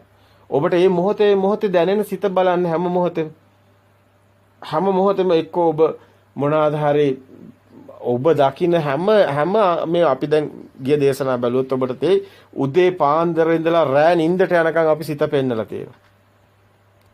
කෙනාගේ හැටියට සිත දකින්න ඕනේ. හැම මොහොතෙදිම උත්සාහ කරන්න ඕනේ. ඇත්ත මේක අපේ මුලින් වීරයකින් කරන්න ඕනේ. මුලින් සද්ධාව කියන්නේ මේ සිත දකින්න සත්‍ය දකින්න ඕනේ. කෙනා නාමේ බාහිර මොකද්ද දකින්න ඕනේ. හිත පැත්ත දකින්න ඕනේ. ඒතකොට බාහිරෙන් හැමතිස්සෙම මේ දෙයක් දකින්නකොට දැන් යා බිත්තියක් දැක්කත් එයාට බිත්තිය කියන එක යාගේ හිතේනේ තියෙන්නේ. ඒ පෙර සංඥානේ තියෙන්නේ. මේ හැඩතලයට මේ කියන අදක් දැක්කම මේ පෙර සංඥානුවනේ මේ අඳ කියන්නේ. නමුත් බාහිර නෙමෙයිනේ මේ හිතේනේ තියෙන්නේ. හිතට අතරම හිතේ තියෙන්නේ සංඥානේ තියෙන්නේ. හැඩතලයට දීපු නමනේ අඳ කියන්නේ. එහෙම දෙයක් බාහිර නෑ. බාහිර හතර මහා භූත විතරයි. ගිනි කුරක් ගැහුවොත් ඔක්කොම ගිනි ගන්නවා. අඳත් ගිනි ගන්නවා, පුටුවත් ගිනි ගන්නවා, මේසෙත් ගිනි ගන්නවා, ජනේලුත් ගිනි ගන්නවා, රෙදිත් ගිනි ඔක්කොම ගිනි ගන්නවා. ඔක්කොම නිකන් නැතර නැති වෙලා යනවා අලු වෙලා ගිහින්. එහෙමනම් එළියේ තියෙන ධාතු විතරයි. අපේ ශරීරයේ පොළවේ තියෙන කෙසෙල් ගෙඩි ඔය කියන ඒවා කාලා අපි අර අත් දෙකට ගන්න පුළුවන් පුංචි දරුවා අඩි 6ක් උස ගියේ කොහොමද? ඒ මහ පොළවේ සාරේ. එහෙනම් මේක පොළවේ පස් වලට අයිති. මේ ශරීර කූඩුව පස්. පඨවි ධාතුව තියෙන්නේ. ඉතින් මේ ශරීර කූඩුව ඇතුලේ පඨවි ආපෝ තේජෝ මේක බෙදලා බුදුන් වහන්සේ දෙතිස් මහා කුණප වලට අතිමස්මින් කාය කේසා ලෝමා නඛා දන්ත තචෝ කියලා මේව බෙදලා බුදුන් වහන්සේ පෙන්නන කොහෙවත් හිතක් නැහැ කියලා. මේ ශරීරය ඇතුලේ කොහෙවත් සිතක් නැහැ. එතකොට සිත කියන්නේ මේ මොහොතේ ප්‍රසාදවත් වෙන එක. ඒක සද්දේට මේ කර්ණ සංඛ්‍ය කනේ ප්‍රසාදවත් වෙනවා. එතකොට අපි කියනවා කපුටගේ සද්දයා, හුලගේ සද්දයා, වැස්සේ සද්දේ. ඒ සද්දෙට නම් දානවා. ඒ කොහෙන්ද නම් දාවේ? නම් අපි දාගත්තා. අපි ඉපදුණු දවසේ ඉඳලා දාගත්ත දත්ත ගබඩාව තමයි අපිට සිතක් සකස් කරන්නේ. ඇත්තම කිව්වොත් මුලින් මව් කුසෙන් උපදිනකොට අපි මුකුත් දන්නේ නැහැ. රතු පාට මොකද්ද, කහ පාට මොකද්ද, නිල් පාට මොකද්ද මුකුත් දන්නේ නැහැ. හැබැයි ඊට පස්සේ අපි මේවා සේර මොන්ඩිසෝරි යනකොට උගන්වනවා මේ රතු පාට පුතේ, මේ කහ පාට, මේකට කියන්නේ රවුම්, මේකට කියන්නේ ත්‍රිකෝණ. අපි දත්ත දාගෙන එතන ඉඳන් මේ දරුවට දත්ත දාලා අතන අම්මා කවුද කියලාවත් දරුවා දන්නේ නැහනේ. අම්මා ගාලා අම්මා කියලා දරුවගේ ඒ ශබ්දේ රූපේ දාලා එකතු කරලා මේ ස්වභාවිකවම මේ සිද්ධියක් සිද්ධ වෙන්නේ. කෙනෙක් පුජ්‍යලයක් නැහැ. දැන් ඔබ මොන හරි දෙයක් දකින්නකොට ඒ දකින්න බව පමණයි. ආයි මේ පැත්තේ කෙනෙක් කියලා කතාවක් නැහැ. අපි හිතනවා මෙතන ඇඟ ඇතුලේ රූප එක්කෙනා ඉන්නවා. එයාට තමයි අර පේන්නේ කියලා. ඔන්න ඔතන තමයි රැවටිල්ල තියෙන්නේ. එහෙම දෙයක් වෙන්නේ නැහැ. දුටුවා පමණ කියන්නේ බාහ්‍ය දාර්ශනිකයට ඒකයි කිව්වේ දිත්තේ දිත්තමත්තා. සුතේ සුතමත්තා, මුතේ මුතමත්තා, විඤ්ඤාතේ විඤ්ඤාතමත්තා. දුටුවා පමණි බාහ්‍ය කිව්වේ ඒකයි. දුටු කෙනෙක් නැහැ, දුටු දෙයක් නැහැ. දුටු දෙයක් තිබ්බොත් එළියේ අපි දුම් පුටුවක් තිබ්බා කියලා. ඒතර එහෙනම් පුටුව දකින්න කෙනා මේ පැත්තේ ඉන්න ඕනේ. අන්න කෙනෙක් නැහැ, දෙයක් නැත්තම් කෙනෙකුත් නැහැ. එළියේ දෙයක් තිබ්බොත් තමයි මේ පැත්තේ කෙනෙක් ඉන්නේ. හැමතිස්සෙම බාහිරට ප්‍රතිබිම්බයක් තමයි මේ පුජ්‍යලයේ. සිත කියන්නේ දෙපැත්තක් මේ ප්‍රතිබිම්බයක්. ඒක නිසා බුදුන් වහන්සේ ඒකයි සතර සතිපට්ඨානයේ වඩනකොට කියන්නේ නාම රූපයි විඥාන හරියට බටමිටි දෙයක් එකතු කරා වගේ. නාම රූප බිඳ වැටෙන විඥානේ බිඳ වැටෙනකොට නාම රූප ටිකක් කඩාගෙන වැටෙනවා. ඒ කතාව ඊටම වැදගත්. අපි පරිහරණය කරන්නේ අපේ හිතමයි. එළිය නෙමෙයි. ඇත්තටම බතර පුජ්‍යලෙක් මේ පැත්තේ ශරීරය ඇතුළට පනවන්න බෑ. දකින්න දේ පමණයි. දුටුවා පමණයි. එළියේ ආලෝකයක් නැත්තම් අපිට මෙහෙම මේ පුටුවක්වත් පේන්නේ නේද? එහෙනම් එළිය ආලෝකයක් තියෙන නිසානේ දැන් පුටුවක් පේන්නේ. එහෙනම් ආලෝකේ නැත්තම් කළුවරයිනේ. කළුවරේ පුටු නැහැනේ. එහෙනම් මේ ආලෝකයේ මේ පෙනීම තියෙන්නේ. ආලෝකයක් නැත්තම් පේන්නෙත් නෑ. මෙතන ප්‍රසාදයක් වෙන්න එකක් තිබුණ නැත්තම් ඒත් පේන්නේ නෑ. ඒකයි මේ කියන්නේ හේතුඵල ධර්ම. තින්නම් සංගති පස්සෝ කියන්නේ. හේතුව නිසා ඵලය. ඒකයි චක්කුංච පටිච්ච රූපේච උපජ්ජ චක්කු විඥාන කියන්නේ. අසත් රූපයත් නිසා ඇසේ විඥානේ මායාවක් හැදෙනවා. ඒකනේ බුදුන් වහන්සේ පෙන්නන්නේ චක්කුංච පටිච්ච රූපේච උපජ්ජ චක්කු විඥාන. දැන් එළියේ බිත්තියක් නම් මෙතන ඇහැ කියන මෙතන අපි හිතුව මෙතන කණ්ණාඩියකට අර ආලෝකයට දිලිසෙනවනේ අන්න ඒ වගේ. මේ අපේ කාචේ දිලිසෙනවා ආලෝකයට. සද්දෙට දිලිසෙනවා මේ කන. ඒ කාරණම පටලේ තුනි නිසා ඒක කම්බරේ වගේ හෙල්ලෙන ඒ සද්දෙට ඒක හෙලිප්ප. දැන් කනක් නැත්තම් සද්දයක් නැහැ. දැන් එතකොට මෙතන කාචයක් නැත්තම් අස්ති කාචේ නැත්තම් අපිට පේන්නෙත් නැහැ. අන්ධයාට මුකුත් පේන්නේ නැහැ. දැන් මේ ඉරප්පා යනවා කියලා අන්ධයාට එහෙම ලෝකයක් නැහැ. එතකොට දැන් යහපැත්තේ රතිඤ්ඤාවක් පත්තු කරත් මෙතන ඉන්නේ බීරෙක් නම් ඒකට මුකුත් දන්නේ නැහැ. එහෙනම් ওই භාෂාවෙන් යාට කුණුහරුපෙන් බැන්නත් ඒක දන්නේ නැහැ.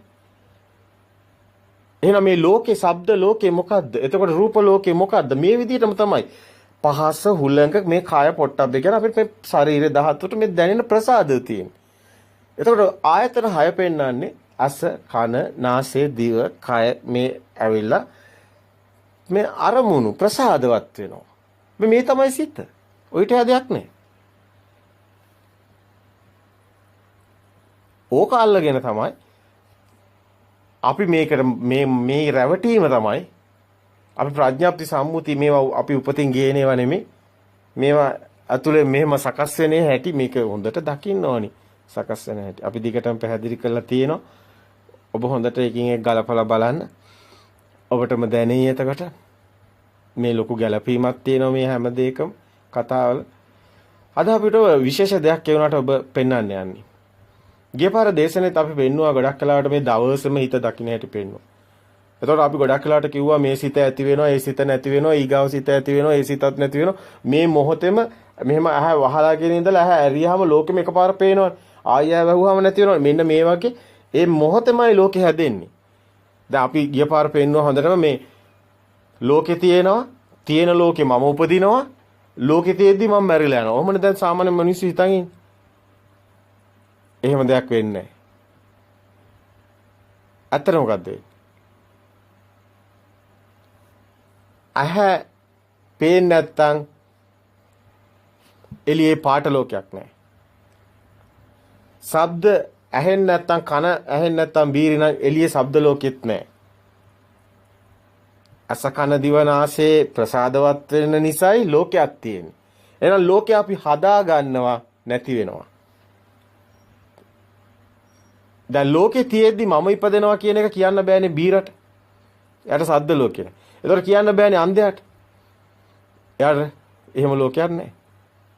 එහෙනම් ඔක්කොටම සමාන වෙන්න එපා. ලෝකේ තියෙනවා නම් අන්ධයටත් තියෙනවා. අය අන්ධයන් නැතුනේ. අන්ධයට ඉරපායනේකුත් නැහැ, බයිනේකුත් නැහැ. මිනිස්සු කියනවා. අයියට නැතුනේ. ඒක තමයි ඇත්ත. අපේ ආයතන වලටයි මේ ලෝකම වෙන්නේ. ප්‍රසාදවත් වෙනවා. ඒකයි ස්කන්ධාන ප්‍රතිභව අයං ස්කන්ධාන ප්‍රතිභව ආයතන ප්‍රතිලාභෝ අයං උච්ච ජාති. අන්න එතනින් තමයි භවෙත්. ආයතනේ නිසායි ජාතියක් හැදෙන්නේ. ජාතිය කියන්නේ භවයයි. උපතයි මරණයයි ජාතියයි තියෙන්නේ. දැන් මේ ෂනේ මේ මොහොතේ ඇරියාම එක ක්ෂණයෙන්ම ඔබට මැවෙනවා විඥාණයට ආලෝකෙට ලෝකෙ මැවෙනවා. මේ ලෝකෙ එක මොහොතේ මැවෙනවා. වේගයෙන් මේ විදිහට මේ ඇති වෙවි නැති වෙවි යනවා. මේ හැම එකම මේ පැත්ත බලලා මේ පැත්ත වලට එක ලෝකයක්, මේ පැත්ත බලනකොට තව ලෝකයක්. ඔබ දැන් ඔෆිස් එකකට ගියොත් එතන වැඩ කරනකොට තව ලෝකයක්, ගෙදර ආවම තව ලෝකයක්. එක එක ෂණේට ලෝකෙ මැවෙනවා. මේ විඥානේ මවනවා. හැබැයි මේ විඥානේ ඇත්ත දැක්කොත් විඥානේ මායාවක්. ඒ මායාව දකින්න එකයි නිවන් දකින්නවා කියන්නේ. ඒ මායාව දැක්කොත් එළියේ දරුවෙකුත් හම්බ වෙන්නේ. ඒකත් අපි හිත ඇතුළෙමයි හැදෙන්නේ. ඒක එළියට අයිතිත් නෑ.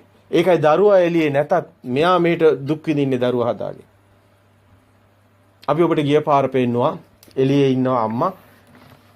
එක්කෙනෙක් කියනවා අම්මා කියලා, තව එක්කෙනෙක් කියනවා නෑ මගේ ආච්චි කියලා, තව එක්කෙනෙක් කියනවා නෑ මගේ නැන්ද කියලා, තව එක්කෙනෙක් කියනවා නෑ මගේ පුංචි කියලා, තව එක්කෙනෙක් කියනවා නෑ මගේ බිරිඳ කියලා. ඊට පස්සේ එක්කෙනෙක් කියනවා ඕගොල්ලෝ ඕන දෙයක් කියා ගන්න මගේ අම්මත් එක්ක මං යනවා කියලා. ඊට පස්සේ අනිත් එක්කෙනා කියනවා මේ ඔයාගේ අම්මාව අරගෙන ඔයා යන්න. හැබැයි අපේ එක්කෙනා අරන් යන්න එපා. එතකොට අරයට සිද්ධ වෙනවා ධාතු ටික තියෙද්දි හිතේ ඉන්න අම්මත් එක්ක යන්න. හිතේ තමයි මේ අම්මා ඉන්නේ. එයාට අම්මා කෙනෙක්. අනිත් එක්කෙනාට ඉන්නේ බිරිඳක්. එයාගේ හිතේ ඉන්නේ වෙනින් ලෝකයක්. මෙයාගේ හිතේ තියෙන්නේ වෙනින් ලෝකයක්. මෙයා හිතේ හිතන් ඉන්නවා එකම රූපේ නම් තියෙන්නේ. විඥාණයෙන් දැන් මේ ඔක්කොම දකින්න. සිත විඥාණයෙන්. එහෙනම් මේ හැම මොහොතෙම මේ දැන් ලෝකේ සකස් වෙනවා කියලානේ අපි කියන්නේ. දැන් විඥාණයට සකස් වෙනවා. මේ මොහොතේ ඊගා මොහොතට යනකොට ඒ සිත මේ සිත නෙමෙයි. ඒක නිසා ඒක වෙනින් විඥානයක්. මේක වෙනින් විඥානයක්. ඒ විඥාණයට මේ විඥාණයට සම්බන්ධෙකුත් නැහැ. බුදුන් වහන්සේ ඒකනේ කියන්නේ සාත භික්ෂුවට මහණෙනි මෙහෙම එක දිගට යන විඥානයක් ගැන මම කතා කරනවද? නෑ මහණෙනි. අපි හිතනවා ඉපදුණු දවසේ ඉඳන් මරණකම් එකම විඥානයක් තියෙනවා කියලා. ඒකයි මායාව බොරුව. එහෙම දෙයක් නැහැ. මේ දැන් මේ මොහොතේ තිබුණ විඥානේ මේ දැන් මේ මොහොතේම නැති වෙලා යනවා. ආයිගා මොහොතේ අලුත් සිතක් අලුත් විඥානයක්. ඕක සිත විතරක් නෙමෙයි බාහිරත් එහෙමයි. ඔබේ ශරීරයේ එක දවසින් වයසට යනවා. එතකොට ඔබ අවුරුදු 5 රූපේ මොකද්ද? ඔබේ අවුරුදු 10 රූපේ මොකද්ද? ඔබේ අවුරුදු 15 රූපේ මොකද්ද? එතකොට ඔබේ අවුරුදු 20 රූපේ මොකද්ද? එතකොට ඔබ අවුරුදු 40 රූපේ මොකද්ද? එතකොට ඔබ අවුරුදු 70 රූපේ මොකද්ද? සමානද? එළියේ බාහිරවත් එහෙම නැහැ. මේ අනිත්‍ය මුල් කතාවෙම තියෙනවා. සිතත් එහෙමයි. එක්ෂණයක්වත් මේවා තියෙන්නේ ගහක්වත් තියෙන්නේ ගහ පොළොවට වැටෙන්නේ ඇයි? ඇයි දිරන්නේ? ඇයි මේ පෘථුවියේ හැදිච්ච මේ දාක් සේරම දේවල් පොළොවට පස් වෙලා තියෙන්නේ? ඇයි මේ පෘථුවිය දිරන්නේ? ඇයි මේ පෘථුවියක් දවසක මේ ඔක්කොම විනාශ වෙලා යනවා කියන්නේ? මේ සේරම අනිත්‍ය ස්වභාවයටයි තියෙන්නේ. ඒ අනිත්‍ය ස්වභාවයම අපි පෙන්නවා සිතක් උපදින්නත් හේතු වෙලා තියෙනවා. ඒක සිතත් අපි මායාවක් තුල දකි. මේ අපි කියනවා අන්න අතන දේ දුන්නක් තියෙනවා. දැන් දේ දුන්න අල්ලන්න බෑ. දැන් ඒ ජල වාෂ්ප වලට අර හිරු එළිය වැටෙන ඒ කෝණ අණුව අර වර්ණය ඉස්මතු වෙනවා. දැන් මේක කවුරු හරි කරනවද? දැන් ඔබ හවදා පෘථුවිය කරකෙන්නේ කවුරු හරි පෘථුවිය කරකවනවා. ඔබට ඕන දෙයක් කියද හැකි විකාරයක් වෙයි. ඔබට ඕනේ කිව්වා කියලා මේ ලෝකේ එකක් මොකක් හරි සත්‍යයක් තියෙනවා. ඒක මේ එක එක්කෙනාට ඕන විදිහට වෙනස් කරන්නේ නැහැ. එහෙනම් ඔබට පුළුවන් නම් හුලං වෙන එක නවත්තන්නකෝ. මේ පෘථුවිය කරගෙන නවත්තුවම හුලං එන්නේ නැහැ. දැන් ඔබ කියනවා මේ අද දවස දැන් හරි දැන් හවස් වෙනවා හෙට දවස්. මං කියනවා පෘථුවිය පයින්නක එළියට. කරකෙන්නේ නැහැ. එතකොට එක දවසක්වත් නැහැ. දැන් මේ සාමාන්‍ය දැන් ඔබ කියනවානේ මේ ඉර මෙහෙන් එනවා ඉර මෙහෙන් යනවා. ඉර නගිනවා ඉර බහිනවා. මං කියනවා පට්ටපල් බොරුවක් කියලා. ඇයි ඒ? ඉර කොහෙවත් යන්නේ නැහැ. පෘථුවිය කරකිනවා. ওই මායා ලෝකෙක නේද අපි ඉන්නේ. දැන් ඔබ කියනවානේ බලන්නකො මං ඉපදුනා දැන් බලන්නකො දැන් මට වයසයි දැන් මම මැරෙනවා. මං කියනවා මැරෙන්නෙත් නැහැ කියලා. ඉතින් ඔක්කොම බොරුනේ. ඔබ හැම මොහොතෙම මේ සකස් වෙන සිත අවබෝධ කරගන්න නැතුව මොකද්ද මේ නටන නාටකම්? කවද වෙනකන්ද බොරු කර කරේ? දැන් ඔබ හොටු පෙරාගෙන අඬනවා. මේ බාන්නකො මේ මම ඔබේ මෝඩකමට අඬන්නේ කිය. ඔය මුකුත් වෙලා නැහැ කිය. මේ සත්‍ය අවබෝධ කරගන්න පොඩ්ඩක්වත් උනන්දු නොවි. අර නිකන් පුහු හිස් මිනිස්සු කියලා බුදුන් වහන්සේ කියන්නේ මේ ඇවිලා ඇත්තටම වෙන කියන්න බුදුන් වහන්සේ තමයි හොඳම මේවට වචන කියන්නේ. ඒ කියන්නේ මෝග පුරුෂයෝ, හිස් පුරුෂයෝ. එහෙම කියන්නේ. පුතග්ජන උම්මන්තකයෝ කියනවා. දැන් අපි හිතන්නේ කුඩුකාරයෝනේ උම්මන්තකයෝ කියලා. බුදුන් වහන්සේ කියන මේ ඇත්ත මිනිස්සුත් කුඩු ගාලා කියලා. ඇත්ත මිනිස්සු ඉන්නේ මත් වෙලා. ඇයි ඒ? මේ සැප හොයන කොහේ සැප තියෙන්නේ? ඒ මරණකම්ම හොයන ඊට පස්සේ මේ නෑ ඒ ඇති කියලා දිව්‍ය ලෝකේ ඇති කියලා එහෙ හොයන. මේ පිස්සෙක් නේ. මේ මොනවාද නෙමෙයි කියන්නේ. ඔය ඇත්තටම කාටද දැන් ඔහොම දැන් කියන්නේ ඔහොම ඇත්තටම දන්නේ නැති මිනිස්සුන්ට කියදයි. ඔක්කොම මෝඩයෝ කියලානේ හිතන්නේ. මම වගේම අරුත් මෝඩයි. ඒක නිසා මං කියන ඔක්කොම බොරු ඌත් අහනවා. එහෙම නිතන්නේ.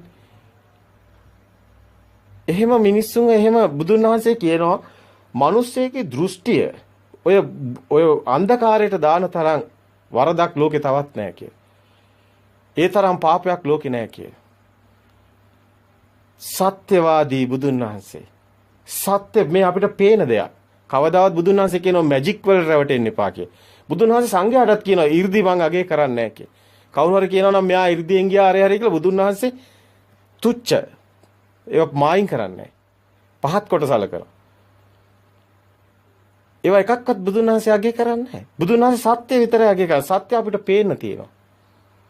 සත්‍ය එහෙම මේ නිකන් කවුරු හරි කියලා එහෙම ඇස්බැඳුන් ඒව නැහැ. මේ ධර්මෙත් එහෙම ඒව නැහැ. එහෙම දෙයක් නැහැ මේකේ. මේ අපිට පේන්න තියෙන දෙයක් අපිට ප්‍රත්‍යක්ෂ. ඒකයි සාන්දිටිකෝ අකාලිකෝ ඒයිපස්සිකෝ ඕපනයිකෝ පච්චුප්පන්න ධර්මයක් කිව්වේ. මේ මොහොතේ ඔබට දකින්න තියෙනවා. මේ මොහොතේ ඔබට මොකද්ද දකින්න තියෙන්නේ? ඔබේ සිත. ඔය සේරම තියෙන්නේ ඔබේ හිතේ.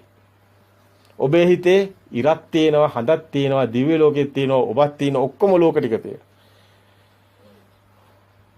හැබැයි බුදුන් වහන්සේ කියනවා මේ හිතේ තමයි ඔය දෘෂ්ටි ඔක්කොම තියෙන්නේ. සේරම දෘෂ්ටි වලින් මිදුනොත් ඔබ මේ සිත මේ මොහොතේ ඔබ ඉන්නේ සමහර විට පුටුවක් උඩ වාඩි වෙලා නම් ඔබ ඒක සිහියෙන් දකින්න. ඒ සිහිය මොහොතට අවදි වෙනවා කියන කාරණේට එන්න. ඔබේ සිත දකින්න.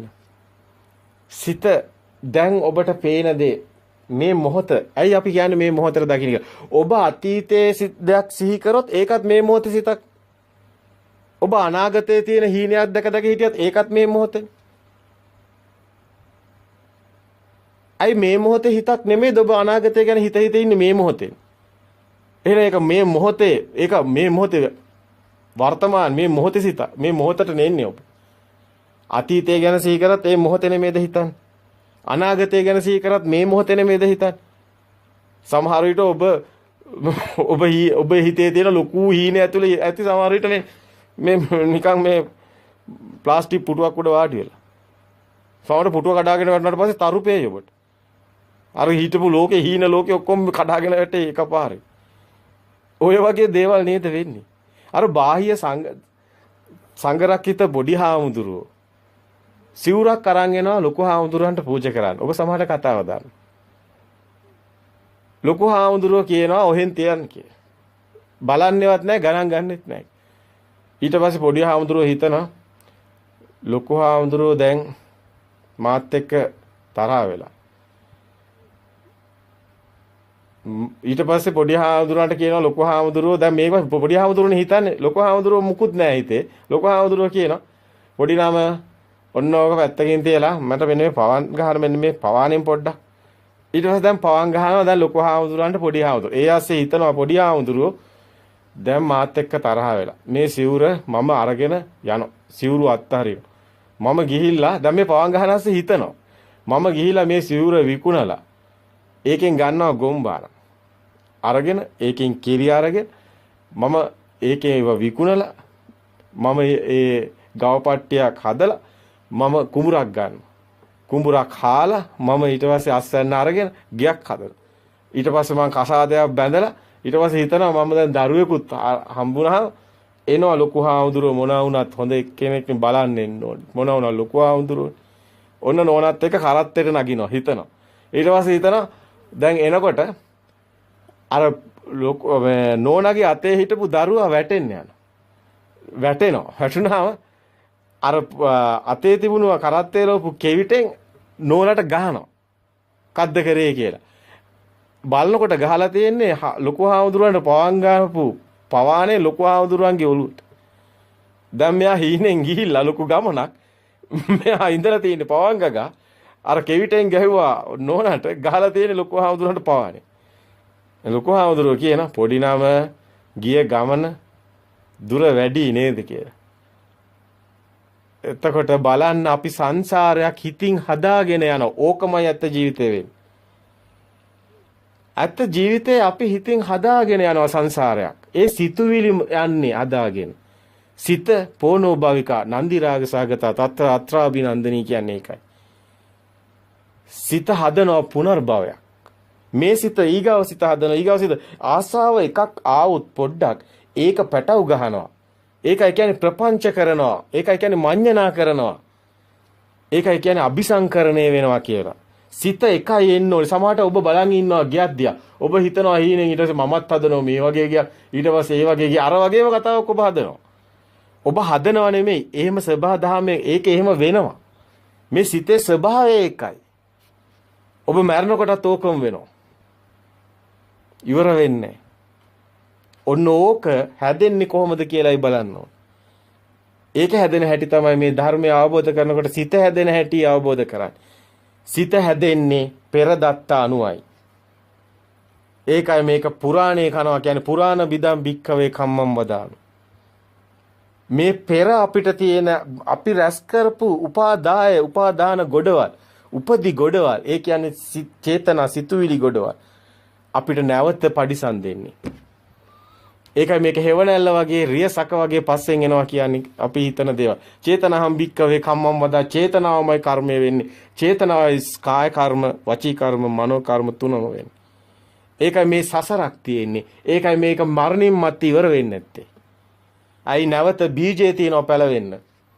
ගහ මැරෙනවා බීජයක් තියලා ආයි පැලවෙන්න. මිනිහා මැරෙනවා බීජයක් තියලා නැවත උපදින්න. දෙකම එකයි. මේ දෙකම එක විදිහට වෙනවා. මේක අවබෝධ කරගත්තොත් වෙන්නේ මේ සිත අවබෝධ වෙනවා.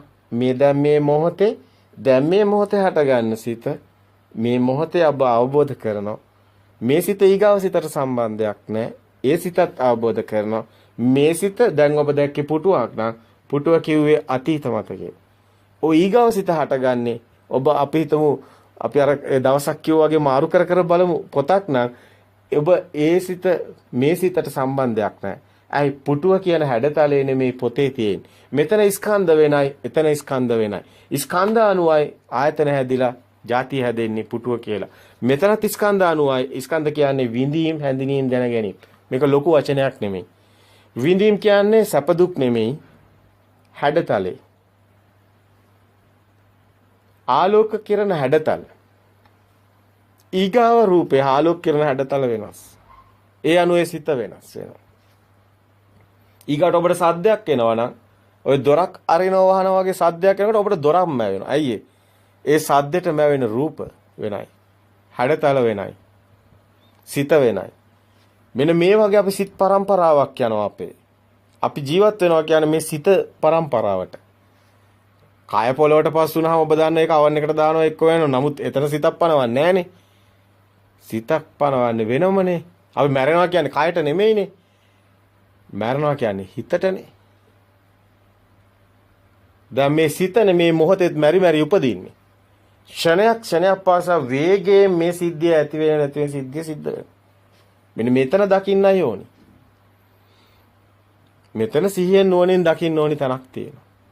මේ සිත හටගත්ත සිතත් ගැඹුරට යනකොට තමයි ඒක කිදා බැසලා බලනකොට තමයි තේරෙන්නේ. මේක මේ කණ්ණාඩියට වැටෙනවා වගේ ප්‍රතිබිම්බයක් කාචයට වැටෙනවා ඇහි මේ ප්‍රතිබිම්බය ඊට පස්සේ අපි අසුරු කරනවා මනසින්. අපිට එළිය කවදාවත් යන්න බෑ. හිතට කවදාවත් වතුර බොන්න බෑ කිව්වා වගේ තමයි. හිතට පුළුවන් ද වතුර බොන්න? වතුර ටික අරගෙන අර කාය විඤ්ඤාණයට දාන ඔබ අපේ කතාව දිගින් දිගට පැහැදිලි කරන්නේ චිත්තානුපස්සනාව බහන දේශනාව ඒක ටික හොඳට තියෙනවා. දැන් හිතට පුළුවන් ද ඇවිදින්න? නමුත් හිතින් ඇවිදින්න. හිතේ හිතනවා මේක කොන්ක්‍රීට් පොළොවක්. හිතින් හිතනවා මේක තනකොළ. හිතින් හිතනවා මේක බොරළු පොළොවක්. හිතින් හිතනවා මේක ටයිල් පොළොවක්. ඒ පොළොව හිතින් හදාගෙන පොළොව කකුලත් හිතේ හදාගෙන ඒකේ තියෙනවා. එතකොට මොකද? ඒතර දැනෙන සීතල තද ගතිය කකුලට දැන. ඒකත් හිතටයි දැනෙන්නේ. කකුල කියලාත් හිතයි තියෙන්නේ. පොළොව කියලාත් හිතයි තියෙන්නේ. හිතින් හදාගත්ත පොළොව විදින එකයි ඊර්දයෙන් යනවා කියන්නේ. ඇයි? එළියේ තියෙන පොළොවක නෙමෙයි යන්නේ. හිතින් හදාගත්ත උඩ පා වෙනවා. යා හිතේ ඇවිදින්නේ. හිතින් ඇවිදින් හිතේ ඇවිදින්නේ. මේක ධර්මයේ ගැඹුරු තැන. මේක විඥානය අවබෝධ කරනකොට සිත අවබෝධ කරනකොට යට හම්බ වෙන්නේ. මොකද්ද මේ කියලා? එයා හැමදේම කරන්නේ හිතේ. එළවලු ටික කපන්න ගියත් හඳ තියෙන හිතේ, පිහිය තියෙන හිතේ, එළවලු තියෙන හිතේ, කපනවා කියන එක තියෙන හිතේ, කැපෙන එක දකින්න හිතේ, සේරම තදගතිය ඊට පස්සේ අතටයි දැනෙන්නේ, ඊට පස්සේ මේ සද්ද දැනෙන්නේ කනට, ඊට පස්සේ පේන්නේ ඇහැට, ඔක්කොම වෙන්නේ මේ සිත ඇතුලේ කතාව. ඒ උපාදාය රූපයක් ඇසුරු කරන රූප සංඥා කියලා බුදුන් වහන්සේ පෙන්නනවා. මේ රූප සංඥාවක් ඇසුරු කරන්නේ. එළියේ එළවලු කපන කෙනෙක් නෑ ධර්මය අවබෝධ වුණාම ඒ කෙනාගේ හිත ඇතුලේ තියාගෙන මේ දේ වෙන්නේ. තමන් අසුරු කරන්නේ තමන්ගේ හිතමයි. හිතින් හදාගත්ත දෙයක් කියේ. පොතේ තියෙන දේ කියවනකොට අයන්න තියෙන හිතේ පොතේ තියෙන මේ ගඟ කියන එක හිතේ, දරුවා කියන එක හිතේ, පීනනවා කියන එක හිතේ, ගඟේ දරුවෝ පීනනවා කියන එක පොතේ ලියලා තිබ්බට පොතේ නෑ ගඟක්. හිතේ තියෙනවා ගඟක්. ඇයි ලියලා තියෙන එක කියවනකොට හිතේම වෙනවා චිත්‍ර ලෝකයක්.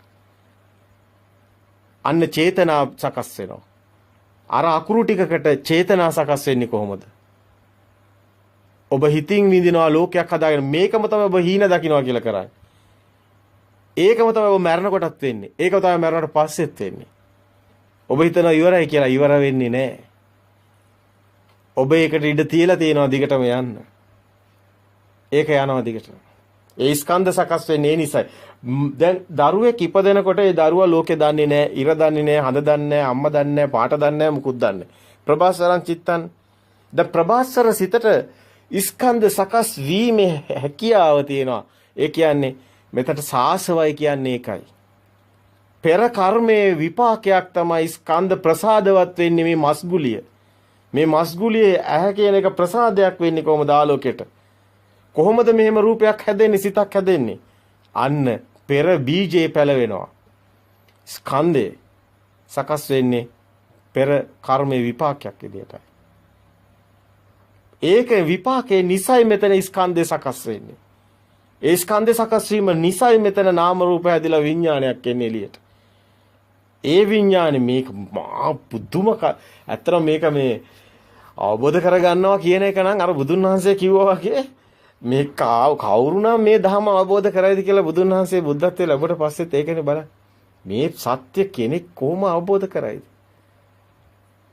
මේක දැන් කෙනෙක් ඔබ පුළුවන් නම් මට කියන්න දැන් ඔබට තියෙන දැන් ඔබ හිතනවා ඔබ මහා ප්‍රඥාවන්තයෙක් කියලා.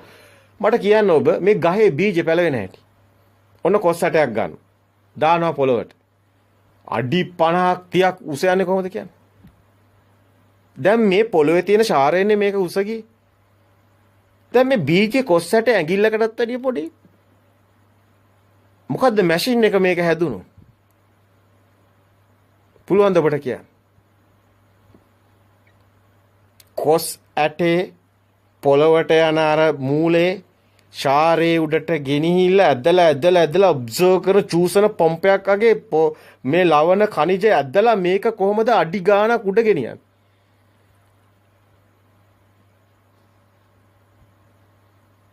ඔබට කියන්න පුළුවන්ද මව් කුසේ ඉපදෙන දරුවට ස්කන්ධ ටික කොහොමද හැදෙන්නේ කියලා? නෑ ඕක මුකුත් හිතා ගන්නවනු කියලා දෙයියෝ කරන එකයි.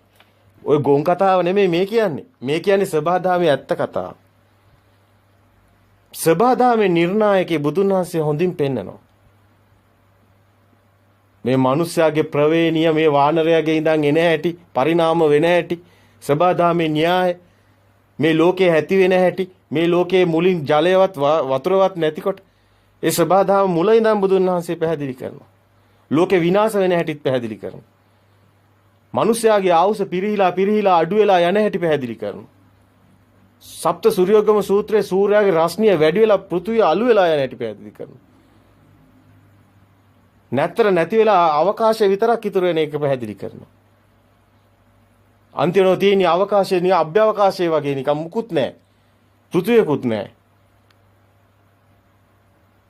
ඔබ හිතන් ඉන්න මහා ප්‍රඥාවන්තයා කවුද එතකොට?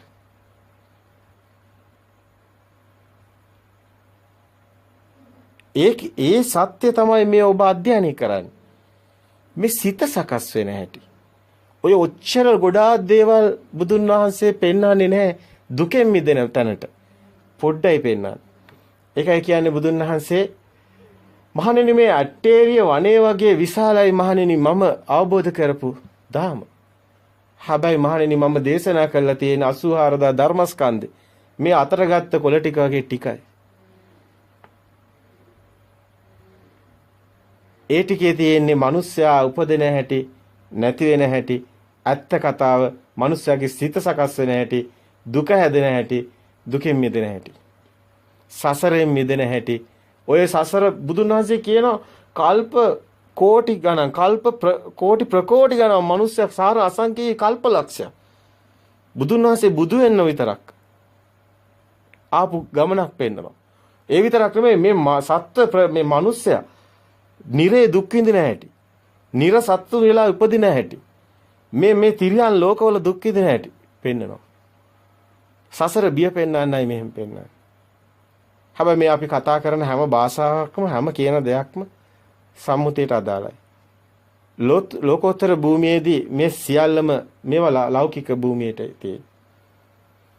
ලෝකෝත්තර භූමියේදී සිත දකින්නකොට ඒ කෙනා දකින්න මේ සිත ඒ සිත මේ දැන් අපි කතා කරන දේ පව විඥානේ මානසිකාරයෙන් මනෝ විඥාණයෙන් මේ මානසිකාරයෙන් චේතනා සකස් කරලා ඉදිරිපත් කරනවා. ඒක භාෂාවක් විදිහට මෙහෙම සද්දෙන් අරගෙන මේක දානවා. දැන් මේ පව මේ මොහොතේ සිත. හැබැයි මේක දැන් ඊගා මොහොතේ අපි දැන් මේ කලින් කියප එක දැන් අපිට සමහරවිට ඒක මතකත් නැහැ. ඒතකොට මේ සිත නෙමෙයි ඒ සිත. සමහරවිට ඊගාවට අපි කියන එක මේ සිතට සම්බන්ධත් නැහැ. ඒ සිත නෙමෙයි මේ හැම මොහොතේම මැරිලා ඉවරයි. 아무තේ මැරෙන්න දෙයක් නැහැ. ඒ කියන්නේ මේ සිත මේ දැන් දකින්න එක පමණයි නම් කෙනෙක් පුජ්‍යලයක් නැහැ. එහෙනම් මේ සිත ඇහෙන එක පමණයි නම් එතනත් කෙනෙක් පුජ්‍යලයක් නැහැ. එහෙනම් මේ සිතට එතන ආයි කෙනෙක් පුජ්‍යලයක් කොහෙවත් නැහැ. එතකොට මේ දැන් කියන තැනත් සද්දයක් විතරයි. ආයි මෙතන කෙනෙක් එහෙම දෙයක් කතාවක් නැහැ. දැන් නමුත් මේ මානසිකාරයේ තුලින්ම මුදවන්නයි බුදුන් වහන්සේ මේ අපිට න්‍යාය පෙන්නලා තියෙන්නේ. දැන් මේකට මේ සිත බොරුවක් කියන එක මේ සිත බොරුව සිත කොහොමද අවබෝධ කරන්නේ කියන්නේ? දැන් සිත හැදෙන එක මායාවෙන් කොහොමද අවබෝධ කරන්නේ? දැන් කණ්ණාඩියේ ප්‍රතිබිම්බය ඇහැට වැටෙන එක දැන් මේ ප්‍රතිබිම්බයනේ දැන් එළියේ තියෙන එකමනේ වැටෙන්නේ. එතකොට දැන් මේ ප්‍රතිබිම්බයේ මේ කණ්ණාඩියේ නෑනේ සත්තු මිනිස්සු මුකුත් නෑනේ කණ්ණාඩිය කියන්නේ නිකන් ප්‍රතිබිම්බයන්නේ. දැන් ඒකමනේ ටීවී එකේ තියෙන්නේ. නමුත් මිනිස්සයා ටීවී එක බලලා සැප දුක් විඳිනවා. දැන් මේ කණ්ණාඩියම තමයි අපේ ඇහැ. අපි එළියේ නෙමෙයි ඉන්නේ. අපි ඉන්නේ හිතින් හදාගත්ත උපාදාය රූපයක්. ඒ කණ්ණාඩිය පිටන එක. අපි එළියේ කතාව නෙමෙයි අපිට තියෙන්නේ. එළියේ කතාව අල්ලගෙන අපි මේ සැප දුක් විඳිනවා. ටීවී එක අල්ලගෙන අපි සැප දුක් විඳිනවා. මිනිස්සෙකුට පුළුවන් උදේ ඉඳන් හවස වෙනකන් ටීවී එක බල සැප දුක් විඳින්න. මොනවා හරි අතර එනවා නම් ඒකත් ගිලලා දාලා ටීවී එකේ යන ওই ෆිල්ම් එකක් උදේ ඉඳන් පැය 3යි 4යි ආයි බලනවා. තව එකක් පැය 12 ඉවරයි නිදි ගත්තා. බලනකොට එයා අර ටීවී එකේ සමහරට යුද්ධයක් නම් ඒ යුද්ධේ ගහගෙන මරාගෙන ටීවී එක ඇතුලේ කරන එක එයා කරනවා. එයා හිත ඇතුලේ ඒක විඳිනවා. ඊට පස්සේ අඬලා එයා ටීවී එක යන්නේ බලලා අඬනවා. සමහරට අපිට පේනවානේ මිනිස්සු කරන වැඩ. අඬලා හොටු පෙරාගෙන ඊට පස්සේ ටීවී එක යන එක බලාගෙන මෙයා මේ දවසක්ම දුක් විඳිනවා. දුක් විඳලා අන්තිමට නිදි. ආට පුළුවන් ඕනනම් මරණ කම්ම ටීවී එකක් වගේ එළිය බල. එයා හිත ඇතුලේ තමයි විඳ ඉන්නේ. මේකයි ඒකේ තියෙන භයානකකම.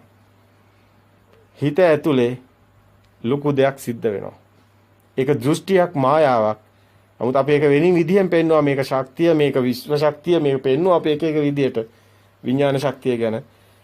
නමුත් අපි ඒක නෙමෙයි අද කතා කරන්නේ. මේ මොහොතේ මේ සිත මේ මොහොතට අවදිය කියන කාරණේ ගැන කියනවා නම් මේ සිත ඊගාව සිතට සම්බන්ධයක් නැහැ කියන එක පෙන්නකොට මේ සිත ඇති වෙලා නැති වෙන තැන. හැබැයි මේ සිත හටගත්තේ පෙර මතකේ. මේ සිත හටගත්තේ මේසයක් නම් මේස කිව්වේ පෙර මතකේනේ. එන ඒක අතීතේ. එහෙනම් මලවුන්ගේ ලෝකේ අපි ජීවත් වෙන හැම මොහොතෙම හැම සිතක්ම එන්නේ අතීත දෙයක්. අය හැම සිතකම තියෙන ප්‍රඥප්ති නාමයක්. ඒ නාමය එන්නේ අතීතේ. එහෙනම් අපි ජීවත් වෙන්නේ සිතුවිලි ඇතුලේ කියන්නේ අතීතයත් එක්ක. අපි පුරාණේ කනවා අතීතයේ විඳවනවා. අපි ඉන්නේ මැරිච්ච ලෝකෙකයි. ඒ ලෝකේ අපි සම්මුති ඉවර අපි සේරම දන්න දේවල් පරණ දේවල්. පරණ ලෝකේ ඉන්නවා කියන්නේ මැරිච්ච ලෝකේ ඉන්නවා. මල ලෝකේ ජීවත් වෙන්නේ. එතකොට ඊගාව සිත ඒ සිත එනකොට ඒකත් අතීත සිතක්. ඇයි ඒ? ඊගාවට එන්නේ ඔබ කිව්වොත් ඒක පොත කියලා හරි ඒ පොත කියන එක අතීත නාමයක්. අපි අතීතෙත් එක්ක ඉන්නේ. අතීතේ නිසයි සිත හටගන්නේ. ඒකයි මෙතන උපාදාන ගොඩවල් තමයි මේකට හේතු වෙන්නේ. උපදී. මේක සංඛාරා කියන්නේ ඒකමයි. උපාදවය ධම්මිනෝ මේ පෙදෙන තැනම නැති වෙනවා. අවුත්තා සම්භූතං උත්තානම් භවිස්සති මේ දැන් හටගෙන නැති වෙනවා. පෙර නොතිබීම හටගෙන ඉතුරු නැතු ඊගාව එක හට ගන්නවා. නමුත් මෙතන පොඩි රහසක් තියෙනවා. ඒක පෙන්වන්නයි මේ අපි උත්සාහ කරන්නේ. මේ නිවන පෙන්වන තැනක් තියෙනවා. මේ සිත අවබෝධ කරනකොට ඒ කෙනාට මේ හිත ඇතුලෙන් එන සද්ද කියන එක හිතෙන්ම හැදෙන එකක් කියන එක තේරෙනකොට බාහිරට යාගේ යන්නේ නැහැ. දැන් කපුට කියන එක තියෙන්නේ තමන්ගේ හිතේනේ. සද්දයක් එනකොට මෙහෙන් නාමේ රූපේම වෙන්නේ හිතටනේ. එතකොට ඒක එළියට ආйти නැහැනේ. තමන් හිතින් හදාගෙන ඉන්නේ. ඒක එළියෙන් හොයන්නේ නැහැනේ. එතකොට මේ විඥානේ පතිත වෙන්නේ නැහැනේ බාහිරට. එතකොට අපපටිතිත විඥානේ සිතෙන් මිදෙනවානේ. උපාදාය රූපෙනේ හිතේනේ තියෙන්නේ. එතකොට ඒක සිතේ හැදෙන එකත් ප්‍රතිබිම්බයක්නේ කණ්ණාඩියේ වගේ. ඒකත් සත්‍යයක් නෙවෙයි. පෙරමතකේ නිසානේ මේකට ගන්න. පෙරමතකේ කියන්නේ ඒකත් අතීත එකක් නේ. ඒකත් පවතින එකක් නෙවෙයි. ඒකත් ඉවරයි.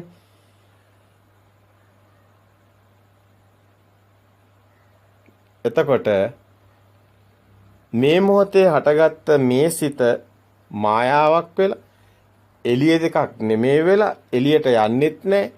මේක සිත ඇතුළෙම අනිදස්සන විඥානය වෙලා නාම රූප ගැට ගැහෙන්නේ නැහැ. හිතේ හදාගන්නේ නාමෙනේ. රූපේ තියෙන්නේ එළියනේ. එළියට ගැට ගැහෙන්නේ නැහැ. නාමෙත් බොරුවක් වෙලා රූපෙත් බොරුවක් වෙලා විඥානෙත් මායාව බොරුවක් වෙලා අපපටිතිත මේක ඇවිල්ලා අනිදස්සන විඥානයක් කියලා විඥානයේ සිත මායාව කියන එක අවබෝධ වුණාම සිත බොරුවක් වෙනවා. සිතට ඇලෙන්නේ නැහැ. අන්න අතන තමයි එන්නේ තන ඊගාව සිත හට ගන්න කලින් මෙතන වර්තමානයක් අපිට දකින්න තැනක් නැහැ. හැබැයි මෙතන හැම සිතක්ම අවසානයේ ඉවරයක් තියෙනවා. හිස් තැනක් තියෙනවා. වර්තමානයක් අපිට හම්බ වෙන්නේ නැති වුණාට එතන ශුන්‍ය වෙලා ඊගාව එකට ගන්න. හැබැයි මෙතන තවත් කෝණයක් ඔබට දකින්න තියෙනවා මේක ඇතුලේ.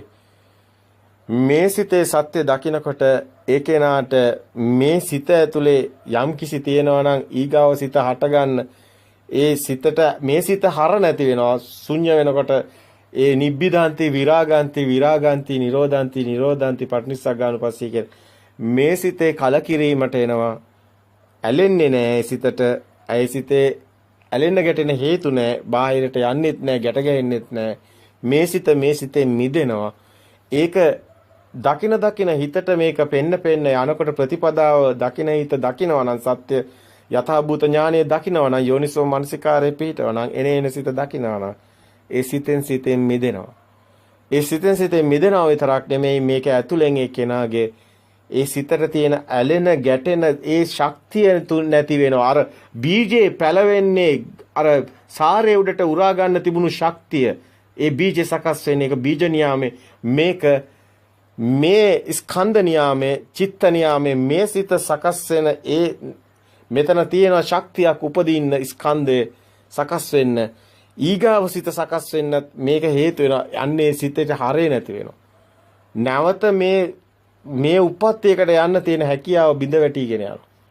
ඒක එක වරින් වෙන්නත් පුළුවන් සමාහට. නමුත් මේක අපි දකින විදිහට ප්‍රතිපදාව තුළ ටිකෙන් ටික ඒ ස්වභාවයටපත් වෙන එකක් තියෙනවා. ඒකයි සකදාගාමි පෙන්වන්නේ. ඒකයි සෝවාන් සකදාගාමි අනාගාමි අරහත් කියලා මාර්ගසිත ඵලසිත පෙන්වන්නේ. මේක යන පිළිවෙල. අනුපුබ්බ සික්ඛා අනුපුබ්බ කිරියා අනුපුබ්බ ප්‍රතිපද. සික්ඛා එකා උප්පද්ද සික්ඛා එකා නිරුද්ධ සික්ඛා එකා උප්පද්ද සික්ඛා එකා නිරුද්ධ. මෙහෙම කිව්වට ඔබට තේරෙන්නේ නැහැ. නමුත් මේක වෙන ක්‍රමයක් තියෙනවා. ඒක සිත දකිමින් මිදෙන ගමනක්. ඒක ප්‍රතිපදාවක් තුලයි සිද්ධ වෙන්නේ. ඒකයි ප්‍රතිපදාවේ තියෙන වටිනාකම. ඒ ප්‍රතිපදාව තුල ඔබ විරාගයට යනවා. ඒ විරාගයට යනකොට ඔබට විරාගයට යනවා කියන එක කියනවනම් ඔබ මේ මොහොතේ ඔබ දිය වෙවි යනවා කෙලෙස්. රාග දේශ මොහ ගින්න නිවි නිවි යනවා. ඒක අපි පෙන්වුව අධිවේගී මාර්ගයට වාහනයක් දායිද ඒක නිවන් මඟ යන වාහනේ. හැබැයි ඔබ නිවන් මඟ යනවා ඒ කියන්නේ එලෝගෙන යනවා. ඔබ සිත දකින්නවා ඒ කියන්නේ මිදෙනවා. සිතේ ඇත්ත දකින්නවා බාහිර නෙමෙයි කියලා දකින්නවා නාම රූප ගැට ගන්නෑ. ඒ ගැට ගන්න නැතන ශුන්්‍යතාවය තුල යනවා. හැබැයි ඔබේ කෙලෙස් ඡය වෙනවා. යටින් පෙට්‍රල් ඉවර වෙනවා. මේ වාහනේ දවසක නවතිනවා ඒ කෙලෙස් ඡය වෙලා ඉවරුණු දවසටයි. එදාටයි රහත් භාවය. හැබැයි මේ මාර්ගය යනවා කියන්නේ ඔබ සිතෙන් මිදෙන මග යනවා. සිත දකිමින් මිදෙනවා. ප්‍රතිපදාව නිවැරදි නම් හැම මොහොතෙම සිත දකිනවා. ඒකයි මේකේ තියෙන්නේ පටිසංකා යෝනිසෝ චීවරම් පටිසේවාමි පටිසංකා යෝනිසෝ පිණ්ඩපාතම් පටිසේවාමි පටිසංකා යෝනිසෝ ගිලානපච්ච පටිසේවා පටිසංකා යෝනිසෝ සේනාසනම් පටිසේවා. අයි මේ පටිසංකා යෝනිසෝ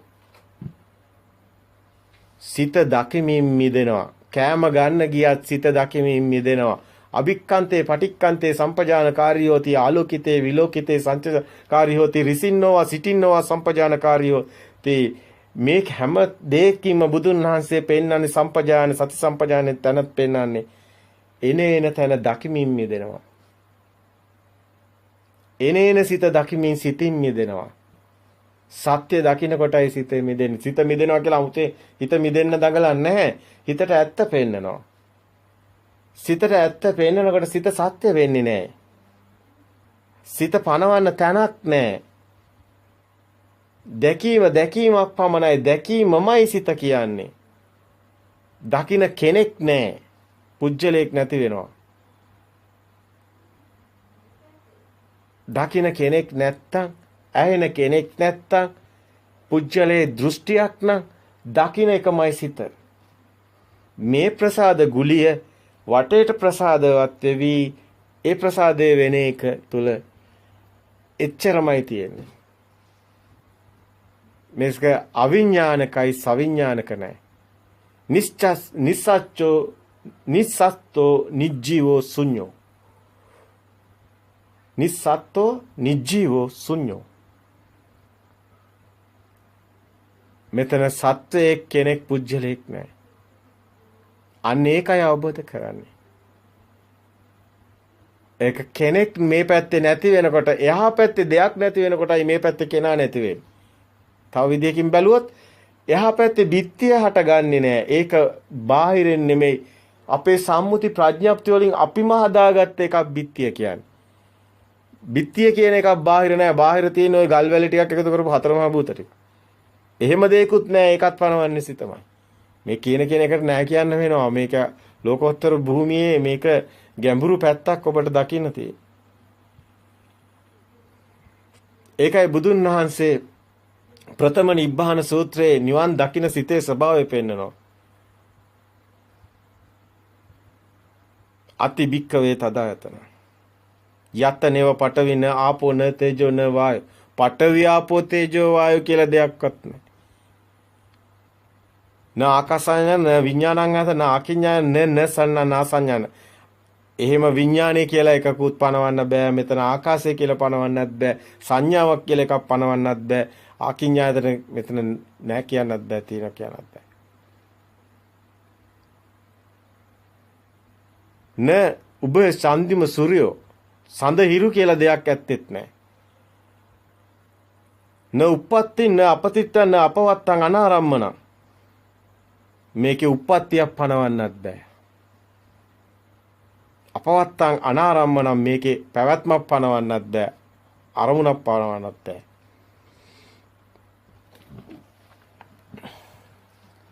න නායන් ලෝකෝ න මේකේ ඒමක් නෑ යාමක් නෑ. න පරලෝකෝ පරලෝකක් නෑ මෙලොවක් නෑ. මේ මොකක්වත්ම නැති වෙනවා දැන් ඔබට. මෙලොවක් නැත්තම් පරලොවක් නැත්තම් ඒමක් නැත්තම් යෑමක් නැත්තම් චුතියක් න චුති න උප්පත්ති න මේකේ න අපටිත්ත න අපවත්ත න අනාරම්මන න මේකේ මිදුන්නාසේ දිගින් දිගටම කියාගෙන යනවා. දුක්ඛසාති කියලා අවසාන කියනවා. එවන් සත් දුක්ඛසාති. මෙතන පෙන්නන්නේ බුදුන් වහන්සේ මේ ඔබ හිතන් ඉන්න කිසිම දෙයක් නැහැ කියන. දැන් මේ කතාව ඔබ ඇහුවොත් ඕකේ මොනවද තියෙන්නේ? ඉර නැහැ, සඳ නැහැ, ඉරක් නැහැ, සඳක් නැහැ. මේකේ උප්පත්තියක් නැහැ. මේකේ කිසිම දෙයක් කියන්න නැහැ. මේ මොහොතේ සිත දැකලා මිදෙන තැන මොනවද තියෙන්නේ? අපිටත් කියන්න.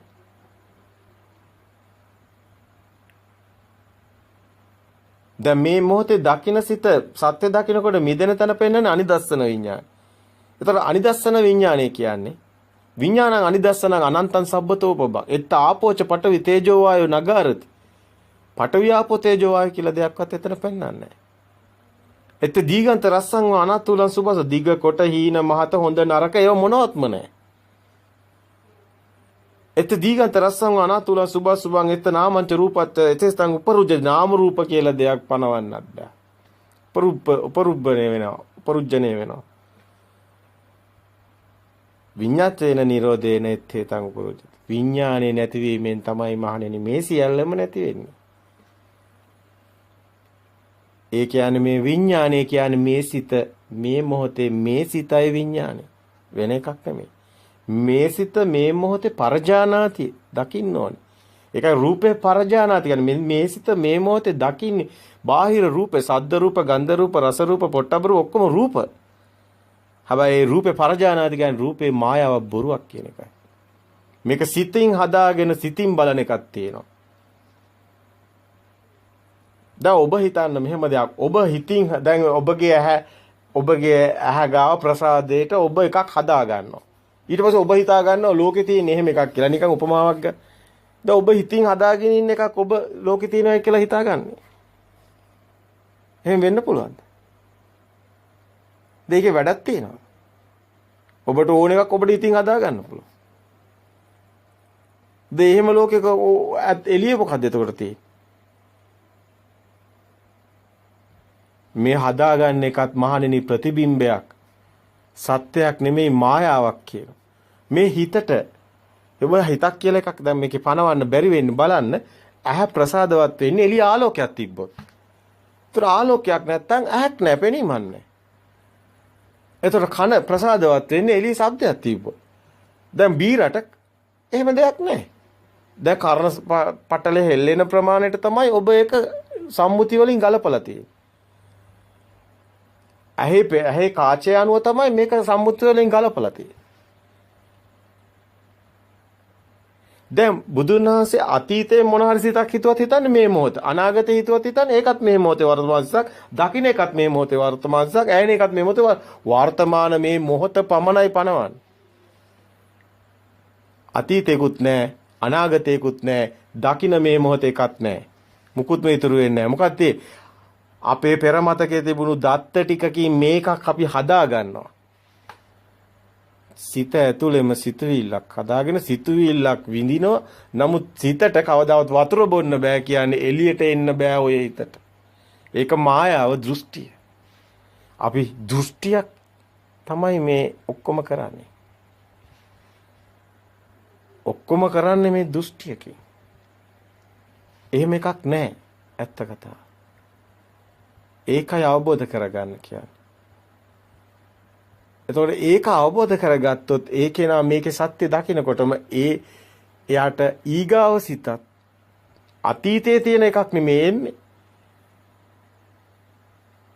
මේ හැඩතලේ දරුවයි කියන එක අතීතයෙන් අපිට හැඩතලේ තියෙන නිසානේ කියන්නේ.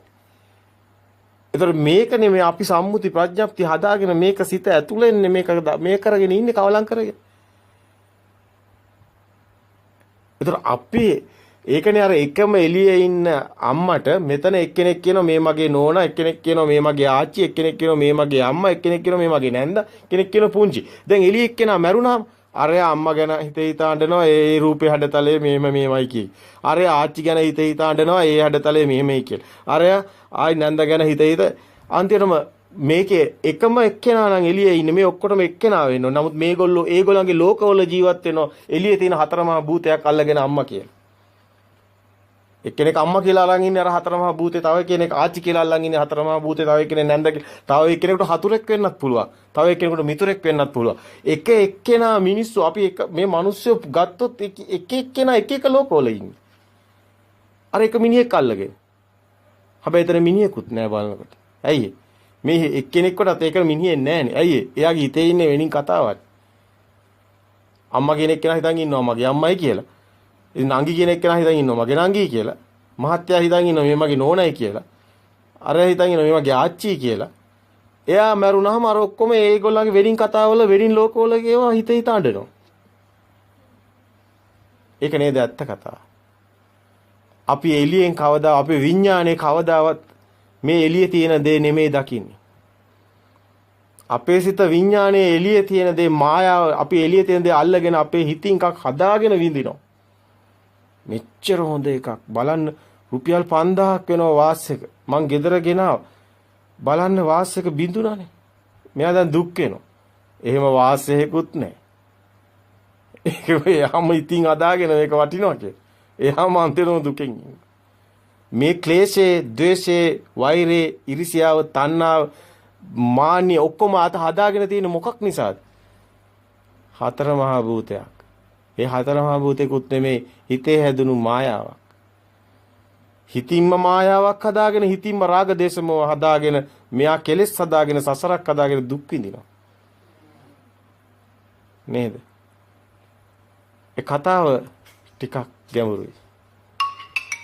නමුත් ඒ කතාව තමයි ඔබට අවබෝධ කරගන්න තියෙන්නේ. මේ ස්කන්ධ සකස් වෙන්නේ මෙන්න මේ අපි ඉතුරු කළායි මැරෙන්නේ කතාව අවසන් කළා නෙමෙයි. අපි සම්මුතිය තුළ මරණයක් පනවනවා. එයා හිතනවා මම පුංචි කාලේ ඉඳන් හිටියා දැන් මම මැරෙනවා කියලා. ඒ ඊතර දෘෂ්ටියක් තියෙනවා. ඒ හැමදාම විච්ච දේ එයා දන්නේ. හැමදාම මේ තියෙනවා මේ නැතුණා මේ තියෙනවා මේ නැතුණා. ඒක ඇල්ලුවෙත් නැහැ. ඒක දැක්කෙත් නැහැ. අන්තිමට පුංචි කාලේ ඉඳන් මේ හිටියා මේ දැන් මම මැරෙනවා කියලා හිතේ. ඒකත් දෘෂ්ටියක් තියෙනවා. ඒ මොහොතේ මරණ මොහොතේ ඕකයි හිතන්නේ. අනේ මං යනවනේ. අනේ පව්. මේ මිනිස්සයා ආයි සකස් වෙනවා. මෙයා ඉවර කළා නෙමෙයි යන්නේ. තවක් ඒකට ඉඩ තියලා යන්නේ. වීගා මැරෙනකොට වී යටේ ආයි පැලවෙන්න ඉඩ තියලායි මැරෙන්නේ. ඒක නිසා ආයි වී යට පැලවෙනවා. හැබැයි ඒක වී ගහටයි තිත් නැහැ. මෙයා මැරෙනකොට ආයි උපදින්න ස්කන්ධ සකස් කළායි මැරෙන්නේ. කෙලෙස් කර්ම රැස් කළායි මැරෙන්නේ. මෙයා ආයි සකස් වෙන්නේ හැබැයි මෙයක් නෙමෙයි. ඔය එක්කෙනෙක්වත් නෙමෙයි. ඒක අලුත්ම බීජයක්. ඉවරයක් වෙන්නේ නැහැ මේ කතාව. ඉවර කරන්නේ නැහැ කවුරු. ඉවර කරන්න ඕනි කරන එයාලා ගාව ඒ අවශ්‍යතාවයේ එයාලා ගාව ඒ ඕනකම උනන්දුව සකස් වෙන්නේ නැහැ. එයාලා සසර දුකකම ඉන්නවා. ඉන්නකොටත් හීන දැක දැක හීන බල බල සසර දුකක් හීනෙනුත් විඳිනවා.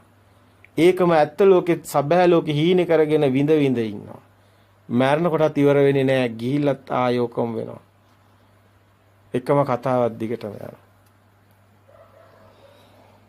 මේ සත්‍ය දකින්න ඕන නම් හැම මොහොතෙම හිත දකින්න ඕන. හැම මොහොතෙම මේ මොහොතට අවදි වෙන්න ඕන. ඒ මොහොතට සීමා වුණු ඒ උපත මරණය දකින්න ඕන. ඒ මොහොතේ සිත ඇති වෙනවා සිත නැති වෙනවා උපතක් මරණයක් එතනින් එහාට පණවන්න බෑ. අපිට ක්ෂණයක්වත් ඇත්තටම පණවන්න බෑ. අපි ඉන්නේ මහා ශුන්‍යතාවයක් ඇතුලේ. මේ කතාවේ තියෙන්නේ ශුන්‍යතාවයක්මයි. ඒකයි ශුන්‍යත චේතෝ විමුක්තිය කියලා මේ විමුක්ති මාර්ගයේ මිදීමේ මාර්ගය පෙන්වන. රැස් කරන ගමනක් නෙමේ නිවන් මඟ අස් කරන ගමනක් තියෙන්නේ. යමෙක් රැස් කරන ගමනක් යනවනම් ඔහු යන්නේ නිවන් මඟ නෙමෙයි. මේ අපි රැස් කරපු දත්ත අස් කර යන්නේ. නිවන කියන්නේ මනසේ තියෙන මේ රැස් වෙන ස්වභාවයේ රැස් කරපු දේ අස් කරන එකයි. අවසානයේ යාට අවබෝධයෙන් නිබ්බිදාය සංකිතේ නිබ්බිදාය සියල්ල අවබෝධ වෙනවා. මැරිලා නෙමේ ජීවත් වෙන මේ මොහොතේම. මේ මොහොතේම සත්‍ය දැකලා දරුවට කන්න දෙනවා. දරුවට කටයුතු කරන්න පුළුවන්. වෙනදට වැඩිය ශක්තිමත් මොකද හොටු පෙරාගෙන නෙමෙයි. අඬ නෙමෙයි. බොහොම hina වෙලා සතුටින්. අර උරග සූත්‍රයේ පෙන්වන්නේ ඒකයි. තාත්තයි පුතායි කුඹරට යනවා. සර්පයා දෂ්ට කළා පුතා මැරෙනවා. දර ටිකක් දාලා නෝනට පණිවිඩයක් යවනවා ළඟින් යන මිනිස්සෙක් ගැතේ නෝනට කියන්න ගිනි පෙට්ටියකුත් අරගෙන එන්න කියලා. එක කෑම එකක් ගේන්න කියන්න දොර වහලා එන්න කියන්න. නෝනට කියනකොට ගිනි කුරක් ගහන්න කියලා එහෙම කෑම එකක් කාලා ගෙදරත් එක්ක ගෙදර යනවා. කවුරුත් අඬන්නේ මේ කතාවේ අපිට අඬන්න තැනක් නැහැ. ධර්මය අවබෝධ වුණු කෙනෙක්ට සංවේග දුක්ඛ දෝමනස්ස නැහැ. ඇති වෙන්න තැනක් නැහැ. සියල්ල අවබෝධයි. හැබැයි යා වෙනදටත් වැඩිය හොඳට වැඩ කරන්න පුළුවන් කෙනෙක්. මහන්සියේ ඉන්නේ හිතට කියලා දන්න කෙනා හිතනේ මහන්සිය තියෙන්නේ කියලා දන්න කෙනා අමුතුවෙන් විවේකේ ගන්න ඕනි කියලා හිතන්නේ. අදත් වැඩ කරනවා, රාත් වැඩ කරනවා, හෙටත් වැඩ කරනවා, දවල්ුත් වැඩ කරනවා, අනිත් අතට කරන අයියේ මේ හිතයි නෙමෙයි මහන්සිය කියන්නේ. හිත සිතුවිල්ලක් තමයි මහන්සිය කියන්නේ. මම මෙච්චර වැඩ කරා. මට දැන් මහන්සිය. නමුත් මෙයා මේ හිතනවා. හිතලා නිදි ගන්නවා.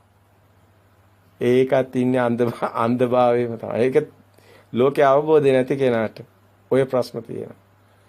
ලෝකේ සත්‍ය අවබෝධ වුණු කෙනාට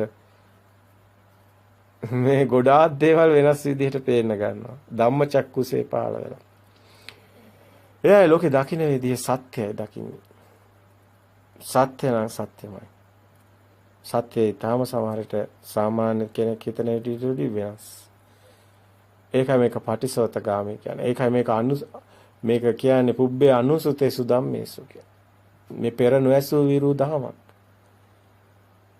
කිසිම ධර්මයක් අහලා තේනවද? ඉරක් නැහැ, හඳක් නැහැ, මුකුත් නැති දහමක්. උපතක් නැහැ, මරණයක් නැහැ. මේක ඇත්තටම හරි ආශ්චර්යයක් මේක අවබෝධ කරගන්නේ. මේක අවබෝධ කරගත්තොත් ඒ කෙනා මේ බඩු මුට්ටු වලින් සැප හොයන්නේ ලෝතුරු සුවේ සදාතනික සුවයක් විඳිනවා.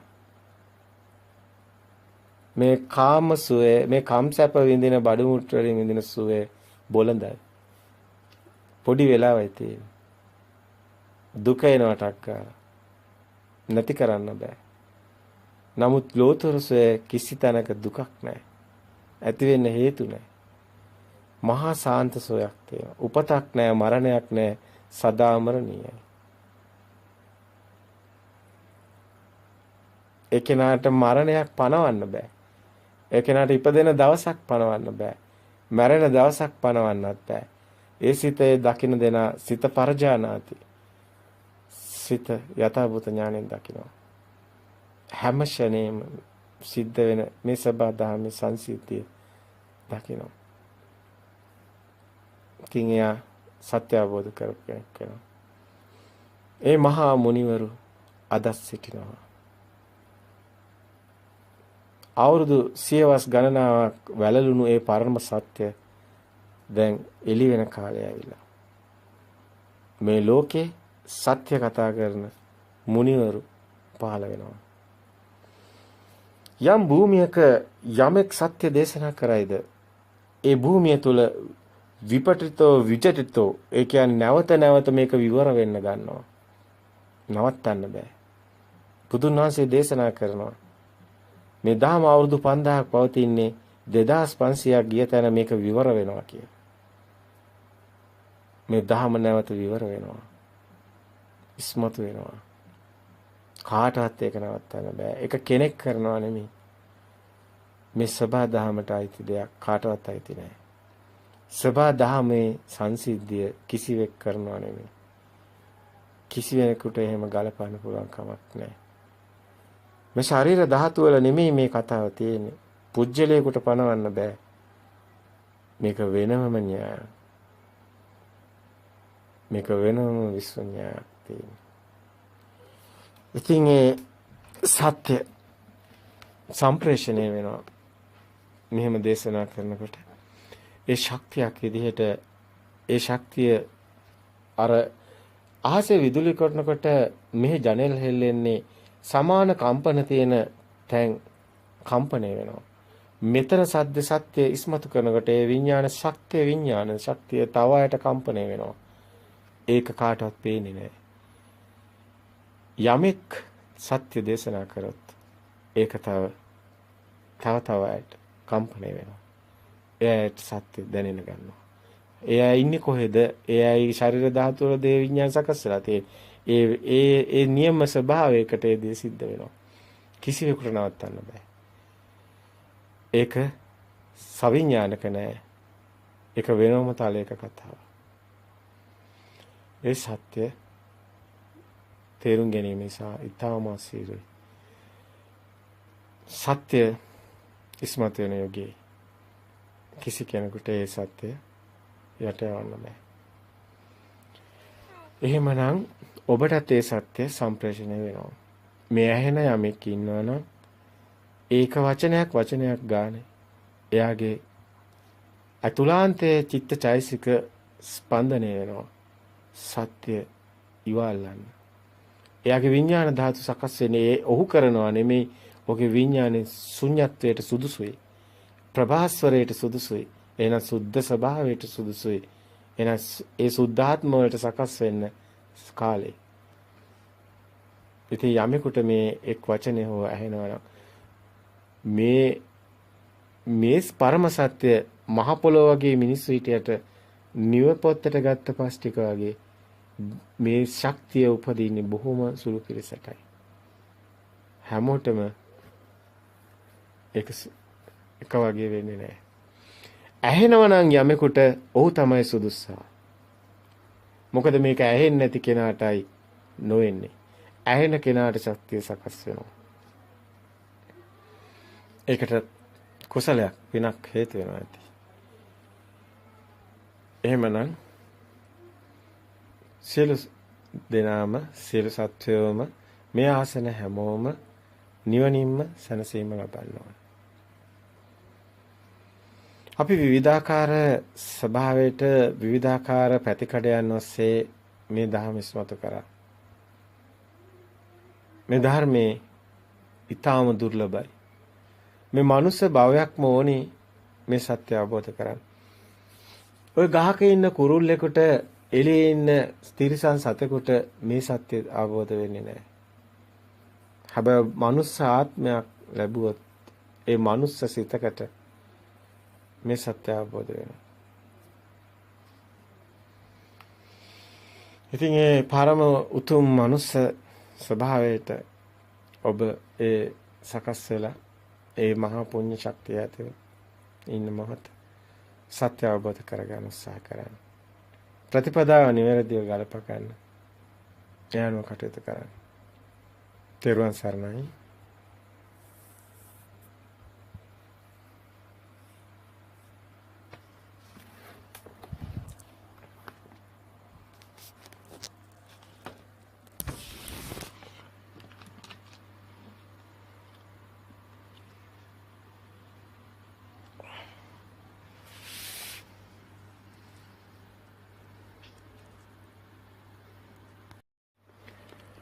තෙරුවන් සරණයි.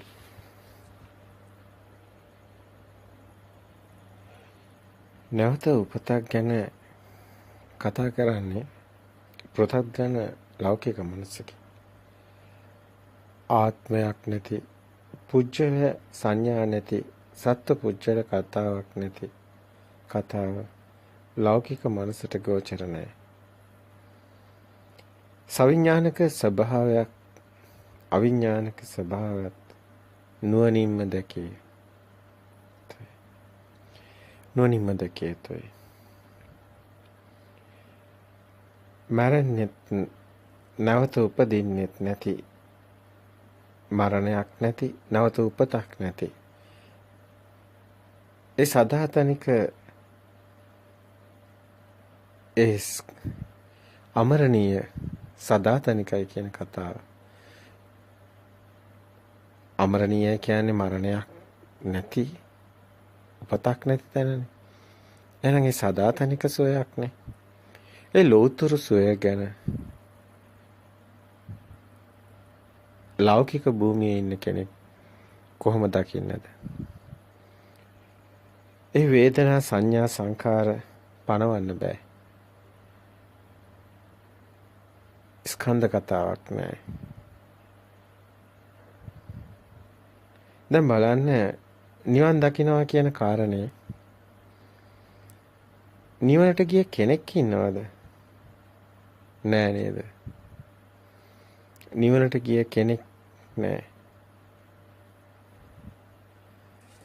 නිවන් දකින්නවා කියන්නේ කෙනා නැති වෙනවා.